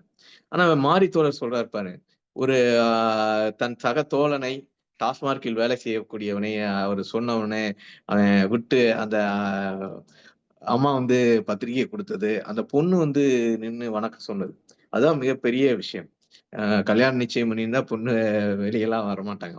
ஆனாலும் தன்னுடைய அப்பாவை திருத்தியவர் என்ற ஒரு காரணத்துக்காண்டி அவர் வந்து வள்ளுவனுடைய கற்பனை இது வந்து அத ரொம்ப நம்மளே யோசிக்காது. தண்ணிக்குள்ள மூழ்கிக்கிட்டு இருக்கான், அவனை போய் தீப்பந்தத்தை கொண்டுட்டு தேட முடியுமான்னு கேள்வி கேட்காரு. அவனை திருத்தவே முடியாதான்ற ஒரு முடிவுக்கு வந்துதான் இந்த குறளை சொல்லியிருக்கார். சில சமயங்களில் உணர்ச்சி வசப்பட்டு இவ்வாறு முடிவு செய்து விடார் வள்ளுவர். அப்படி சொன்ன இதை கூட அந்த உதாரணமும் ரொம்ப பிரம்மாண்டம். எப்படி ஒரு மனுஷனால இப்படியெல்லாம் யோசிக்க முடியுதுன்றதெல்லாம் இருக்கு.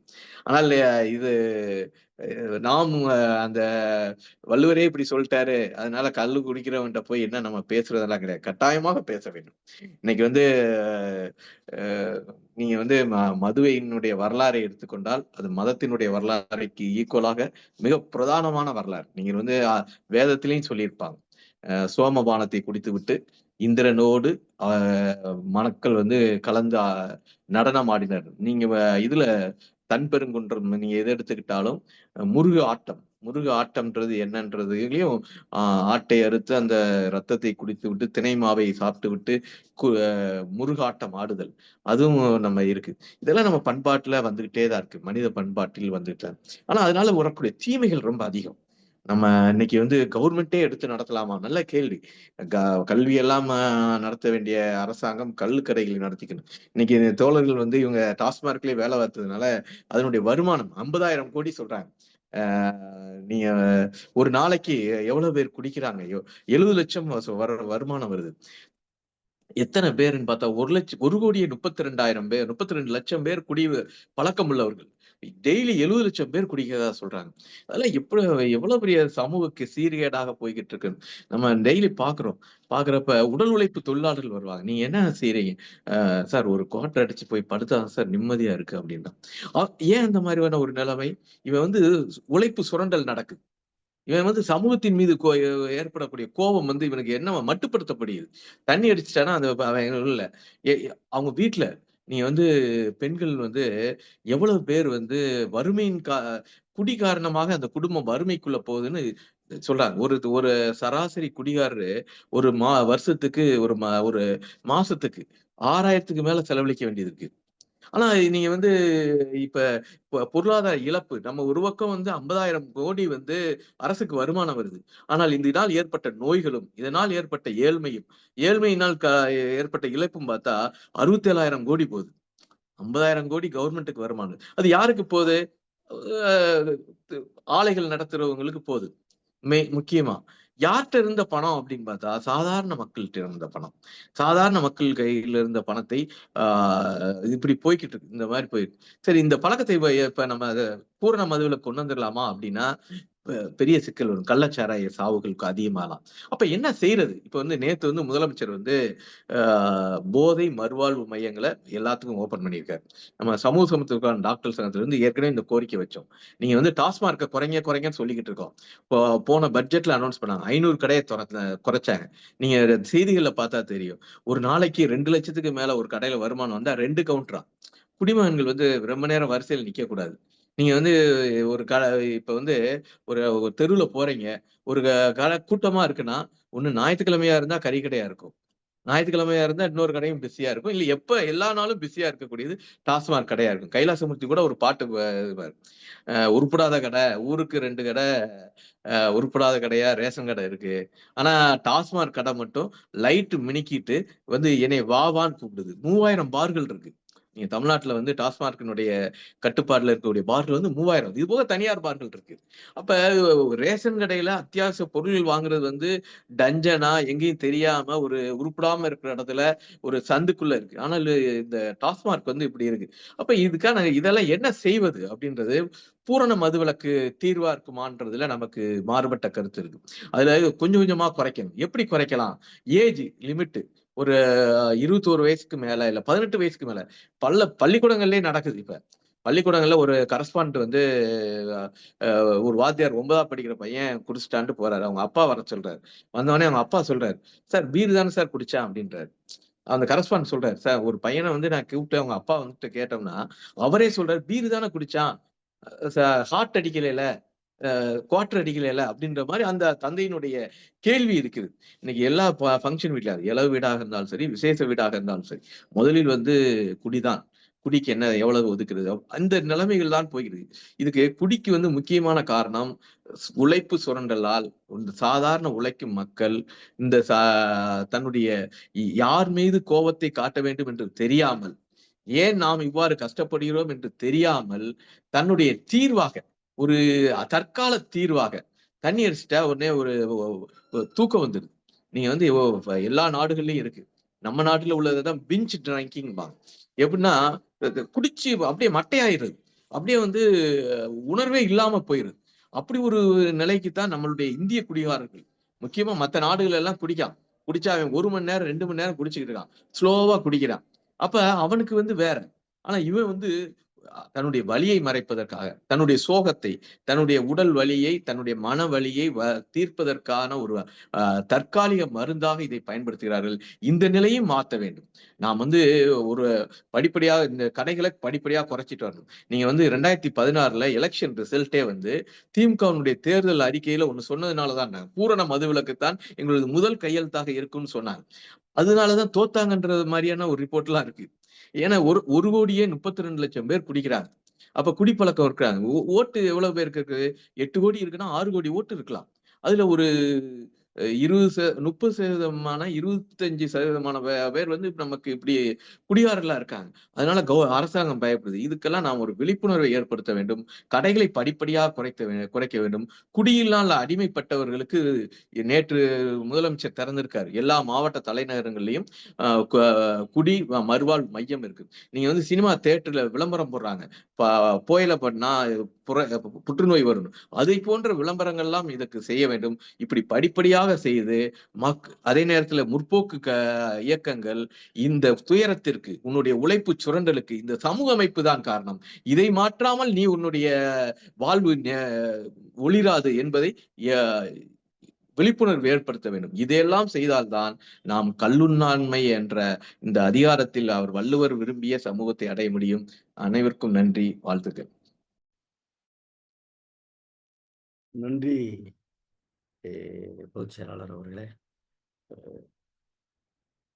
இன்றைய தினம் இந்த உரை என்பது ஏதோ ஒரு அதிகாரத்தை, ஒரு இலக்கியத்தை சொல்லுவதற்கான உரையாகவே நாம் பார்க்கவில்லை. அதற்கு முன்பாக நாளைய நிகழ்வு போயிடலான்னு பார்க்கிறோம். பொதுச் செயலாளர் அவர்களே, நாளைய உரையை சொல்லிடுவா? சொல்லிருங்க. நன்றி. நாளைய தினம் சூது என்கிற அதிகாரத்தை முனைவர் பொற்கொடி அவர்கள் உரை பொழிவு தருகிறார்கள். மாணவர்கள் முற்றோதல் செய்கிறார்கள். இப்பொழுது நிறைவு பகுதிக்கு நாம் வந்திருக்கிறோம். கொஞ்சம் இந்த அதிகாரம் ஏன் வள்ளுவன் படைத்தான் என்கிற கேள்வி நம்மிடம் இருக்கிறது. வள்ளுவன் இந்த எல்லா அதிகாரத்திலையும் நம்ம பார்த்தோம்னா கொஞ்சம் அறம் வலியுறுத்துகின்ற பொழுதெல்லாம் நறுக்குன்னு சொல்ற வள்ளுவ பெருந்தகை இந்த கல்லுண்ணாமையில் இனம் சுருக்குன்னு சொல்லலையோ அப்படின்னு என்னை போன்ற ஆசிரியர்களுக்கு தோன்றுகிறது. அவனுக்கு தெரிகிறது இது ஒரு தனி மனித கட்டுப்பாடு மட்டும் அல்ல என்று அவன் உணர்கிறான். அப்படித்தான் நம்ம பார்க்க வேண்டும். நான் ஒரு முறை கல்லூரியில் சேர்ந்த காலத்தில் மாணவர் ஒரு கிராமத்திற்கு விருந்துக்கு அழைத்தார். நான் நல்ல கிராமம் போயாச்சு. பெரிய ஒரு ஓட்டுக்கொட்டகையில சாயந்தர நேரத்துல இந்த செம்பரியாட்டங்கறி பெரிய பெரிய துண்டு வச்சுட்டாங்க. வரிசையா உட்கார வச்சாங்க. நான் வீட்டுக்குள்ள கொண்டு என்னை உட்கார வச்சுதான் மறுபடியும் எல்லாரோட சேர்ந்து உட்கார வச்சாங்க. போகும்போது பார்த்தீங்கன்னா அப்பைக்கெல்லாம் அந்த பிளாஸ்டிக் டம்ளர் வந்த சமயம் எல்லார் கையிலையும் ஒரு பிளாஸ்டிக் டம்ளர் கொடுத்தாங்க. சரி பரவாயில்ல, ஏதோ டம்ளர் தண்ணி குடிக்கிற கண்ணி கொடுக்குறானோ. அடுத்து கொஞ்ச நேரம் பார்த்தீங்கன்னா வாட்டர் பாக்கெட்டாக வச்சுட்டே போனாங்க. நல்லா கிரகமாக இருக்கு, வாட்டர் பாக்கெட்டும் வச்சுட்டாங்க, பாட்டு இதுவும் தராங்க. கொஞ்ச நேரத்தில் பார்த்தீங்கன்னா ஒரு குவார்டர் பாட்டில் வரிசையாக வச்சுட்டே போனாங்க. எண்ணெய்ட்டே வச்சுட்டாங்க. எனக்கு ஒன்றுமே புரியல. போனவர் சொன்னார், டே அவர் வாத்தியாரா, அவரெல்லாம் குடிக்க மாட்டாரா, எடுறா அங்கே இருந்து அப்படின்னா. எனக்கு உண்மையில எடுத்த பிறகுதான் மனசு நிம்மதிக்கு வந்ததுன்னு வச்சுக்கோங்க. ஏன்னா குடிக்கலைன்னா அடிச்சு போடுவேன்னு சொன்னா வம்பாயிருமேன்னு ஒரு பயம் வேற. அப்படி இருந்த கலாச்சாரம் இன்றைக்கு நம்முடைய தோழர் சொன்னது போல வருமானம் கூடி இருக்கிறது என்றால் குடிக்கிற கூட்டம் பெருகி இருப்பதாகவே நாம் பார்க்கிறோம். மக்கள் தொகை அவ்வளவு வேகமா ஒன்றும் பெருகலை, குடிக்கிற கூட்டம் பெருகி விட்டது. குடிப்பது தவறு இல்லை என்கிற மனநிலையில் மக்கள் பயணிக்க ஆரம்பித்து விட்டார்கள். காரணம் ஊடகத்துறையிலிருந்து, பத்திரிகையிலிருந்து எல்லாம் விளம்பரங்களில் அது தன்னை முதன்மைப்படுத்திக் கொண்டிருக்கிறது. இதை யோசித்து பார்த்த வள்ளுவன் தான் இந்த அதிகாரத்தை எங்கே வைப்பது, அறத்துப்பாலில் வைப்பதா பொருட்பாலில் வைப்பதா என்கிற கேள்வி அவனுக்குள் எழுந்திருப்பதாகவே நாம் பார்க்கிறோம். ஏன் அவனுக்கு வள்ளுவருக்கு எழுந்திருக்க வேண்டும் என்கிற சிந்தனையை நாம் யோசித்து பார்த்தால்,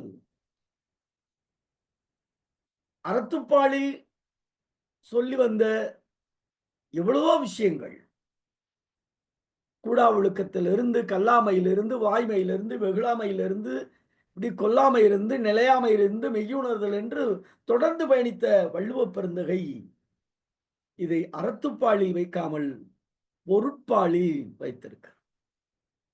ஏனென்று கேட்டால், இது எந்த காலத்திலும் இந்த சமுதாயத்திற்கு தேவையில்லாதது என்று கருதித்தான் கூடா ஒழுக்கத்திலிருந்து, பரத்தைய நட்பிலிருந்து, கூடா ஒழுக்கம் பரத்தைய நட்பிலிருந்து, கல்லுண்ணாமையிலிருந்து, சூது மருந்து எல்லாம் வைத்திருக்கிறார். பொருட்பாலில் வைத்தால் இது யாருக்குரிய கடமை என்று கேட்டால், பொருட்பால் எதற்காக வள்ளுவ பெருந்தகை படைத்தான் என்றால், அரசருக்குரிய இலக்கணமாக, அரசனுக்குரிய இலக்கணமாக அவன் வைத்ததனால் தான் பொருட்பாலில் கொண்டு வைக்கிறான். யாருடைய கடமை? தனிமனித கடமை என்றால் இல்லை என்பதை நாம் ஏற்றுக்கொள்ள வேண்டும். இது அரசினுடைய கடமை. எல்லோரும் சொல்லினார்கள், டாஸ்மார்க்கை, மதுக்கடையை தனியார் நடத்துகிற காலம் போய், கல்வி நிறுவனங்களை அரசு நடத்திய காலம் போய், இப்பொழுது அரசு கல்வி நிறுவனங்களை எல்லாம் தனியார் நடத்துகிறது, கார்ப்பரேட்டாக கல்வி நிறுவனங்களை நடத்துகிறது. அதற்காக கூட இப்பொழுது சண்டைகள் எல்லாம் போய்கொண்டிருக்கிறது. ஆனால் பாவம், மதுக்கடைகளை மட்டும் அரசாங்கம் நடத்துகிறது என்றால் இது தேவை இல்லை. இது எப்படி என்றால், மது குடிப்பது போதை பழக்கம், உயிருக்கு ஆபத்து, கேடு என்று திரைப்படத்தினுடைய தொடக்கத்திலே காட்டிவிட்டு, அந்த திரைப்படம் முழுவதும் குடிப்பதனுடைய உற்சாகத்தை ஊட்டுவதை போல ஒரு தவறை செய்வதற்கு அல்லது ஒரு சிந்தனையை தூண்டுவதற்கு, மது குடித்தால் தான் மகிழ்வாக அதை செய்ய முடியும் என்ற சித்தாந்தத்தை முழுமையாக விதைப்பது என்பது ஏற்றுக்கொள்ள முடியாது. எல்லோரும் சொல்லுகிறார்கள், பெரியார் மரத்தை வெட்டினாரு. அது இல்லைங்க. இப்ப யாருங்க அதை வெட்டுறது? அதான் பிரச்சனை. அரசு கடைகளை, அரசு மதுக்கடைகளை யார் மூடுவது? நாம் கேள்வி கேட்க வேண்டிய இடத்திலே நாம் இருக்கிறோம். சரியாக சொல்ல வேண்டும் என்று கேட்டால், இந்த சமூகத்தில் புரையோடி கிடக்கிற பிரச்சனைகளை இந்திய அரசின், அதாவது என்ன சொல்லுதுன்னா, இந்திய அரசியல் அமைப்பினுடைய சட்டத்தின்படி 47 நினைக்கிறேன், குடிமக்களின் உடல் நலையை காப்பதற்காக அரசாங்கம் மது விலக்கை அமல் செய்ய வேண்டும் என்று அரசியலமைப்பு சொல்லுகிறது. ஆனால் இந்த தேசம் அரசியல் அமைப்பின்படி நடப்பதாக நாம் நம்பிக்கொண்டிருக்கிறோம். ஆனால் அது அரசியல் அமைப்பின்படி நடக்கிறதா? நீங்க வேணா ஒரு உதாரணம் சொல்லிடுவாங்க டக்குன்னு. 1919 அமெரிக்காவில் கொண்டு வந்தாங்க மதுவிலக்கு சட்டம், அது நடக்கல. 1930 அப்புறம் அது கன்னியூ பண்ணிட்டாங்க அப்படின்னு சொல்லிட்டு பிற நாடுகளை காட்டி இந்த தேசத்தை நாம் கடந்து போய்விடக்கூடாது. TASMAC, Tamil Nadu state marketing corporation சொல்லுகிறார்களே, அப்படி ஒரு துறை வந்துருச்சுங்க. பெரிய கொடுமை என்ன தெரியுமா? அமைச்சரவையில் இருக்கக்கூடிய எத்தனையோ துறைகளில் மதுவிலக்கிற்கென்று ஒரு அமைச்சர் வந்து விட்டார் என்றால் இந்த தேசம் எங்கே போய் கொண்டிருக்கிறது? இந்த இளைஞருடைய கூட்டத்தை யார் காப்பாற்றுவது? அரசாங்கம் தான். நீங்க எல்லாரும் சொல்லலாம், தனி மனிதன் தாங்க சுய ஒழுக்கத்தினால நிப்பாட்ட முடியாதுங்க. நீங்க முழுக்க முழுக்க முழுக்க முழுக்க முழுக்க தேசம் முழுவதும் விஷச்செடிகளை வளர்த்து விட்டீர்கள். ஒவ்வொரு செடியாக தன்னை மாய்த்துக் கொள்ளும் என்றால் அது நடக்காது. யார் நிறுத்த முடியும் என்று கேட்டால், இந்த தேசத்தில் முழுமையான மது விலக்கை கொண்டு வந்தால் மட்டுமே. நீ மது குடிச்சியா, மது குடிச்ச பார்த்து சர்டிபிகேட் படிச்சவனா, உன் சான்றிதழ் அன்றோடு ரத்து. மது குடிச்சியா, உன் வேலை என்னோட இழந்து போச்சு. கொண்டு வாங்க, கடுமையான சட்டம் கொண்டு வாங்க. இந்த தமிழ் சமூகம் என்பது நீங்க கேட்டா சங்க இலக்கியத்துக்கு போயிருவீங்க. சங்க இலக்கியத்துல மது குடிச்சாங்க, அது பண்ணாங்க, அதிகமா நபையாரோட சேர்ந்து குடிச்சாரு, எல்லாம் சொல்றீங்க. கொஞ்சமா மது இருந்துச்சுன்னா அதியமான் பிறருக்கு கொடுத்தாரு, நிறைய இருந்துச்சுன்னா அவரே சேர்ந்து எல்லாரோடையும் சேர்ந்து குடிச்சாரு அப்படின்னு என்ன பண்ணுது? சங்க இலக்கிய பாட்டு சொல்லுது. புறநானூறுல பாடல் 236 சொல்லுது. பாடல் நம்பரோட சான்று சொல்றேன். ஏன்னா இதை சொல்றதுனால இலக்கியத்தை தப்பா போயிடக்கூடாது. புறநானூறுல 236 பாடல் எண் அது சொல்லுது. அப்படியெல்லாம் சான்று காட்டி, சங்க இலக்கியத்தை சான்று காட்டி, இது ஒரு மது உடைமை சமுதாயமாக உருவாக்காதீர்கள். ஒரு மது இல்லாத மனிதநேயம் சமுதாயம் உருவாக்க வேண்டும் என்பதுதான் நம்முடைய தமிழ்நாடு கலை இலக்கிய பெருமன்றத்தினுடைய சிந்தனையாக இருக்கிறது. அந்த சிந்தனையோடு பயணித்த இன்றைக்கு அருமை தம்பி முற்றோதல் செய்த ஆகாஷ் எபி அவர்களுக்கும் ரொம்ப அருமையான உரைங்க. நான் எவ்வளவோ இத்தனை உரைகள் கேட்டிருக்கிறேன். பக்கத்துல இருந்து ஒருத்தர் எனக்கு கல்லு குடிக்காதீங்க, குடிச்சா அந்த சமுதாயம் கெட்டு போகும் என்று உறவோடு உறவாக, தோழமையோடு தோழமையாக ஒரு நல்லதொரு உரையை தந்த தமிழ்நாடு கலை இலக்கிய பெருமன்றத்தினுடைய திருவள்ளூர் மாவட்டத்தினுடைய துணை செயலாளர் அருமை தோழர் தாமோதரன் அவர்களுக்கு தமிழ்நாடு கலை இலக்கிய பெருமன்றத்தின் சார்பாக நெஞ்சம் நிறைந்த வாழ்த்துக்களையும் பாராட்டுகளையும் சொல்லி, பின்னூட்டத்தால் பெருமை சேர்த்த தோழமைகளுக்கும் ஆழ்மைகளுக்கும் நன்றி சொல்லி, விருது பெற்ற விருதாளர் இந்த அவையிலே பயணித்த ராமநாதபுரம் கலை இலக்கிய பெருமன்றத்தினுடைய மாவட்ட செயலாளர் பெருமாள் அவர்களுக்கும் நெஞ்சம் நிறைந்த வாழ்த்துக்களை சொல்லி, 2 நாட்கள் வராவிட்டாலும் என் சிந்தனையெல்லாம் இங்கேதான் இருந்தது என்று பாராட்டிய ஐயா தி.க. நாகராஜன் அவர்களுக்கும் நன்றியை சொல்லி நிறைவு செய்கிறோம். தோழமைகளே, நாளை தினம் இரவு 8 மணிக்கு நல்லதொரு சமுதாயத்தை படைப்பதற்காக தமிழ்நாடு ஒரு கலை இலக்கிய பெருமன்றம் நாளும் ஒரு அதிகாரம் என்கிற தலைப்பின் கீழ் இரவு 8 மணிக்கு நன்றியும் வாழ்த்துக்களும். மிக்க நன்றி, மிக்க நன்றி. நீங்க சிறப்பான பேச்சு தோழர் கருமுருகன் முனைவர், சிறப்பான பேச்சு. வாழ்த்துக்கள், வாழ்த்துக்கள். நன்றி தோழர், நன்றி தோழர், நன்றி தோழர்.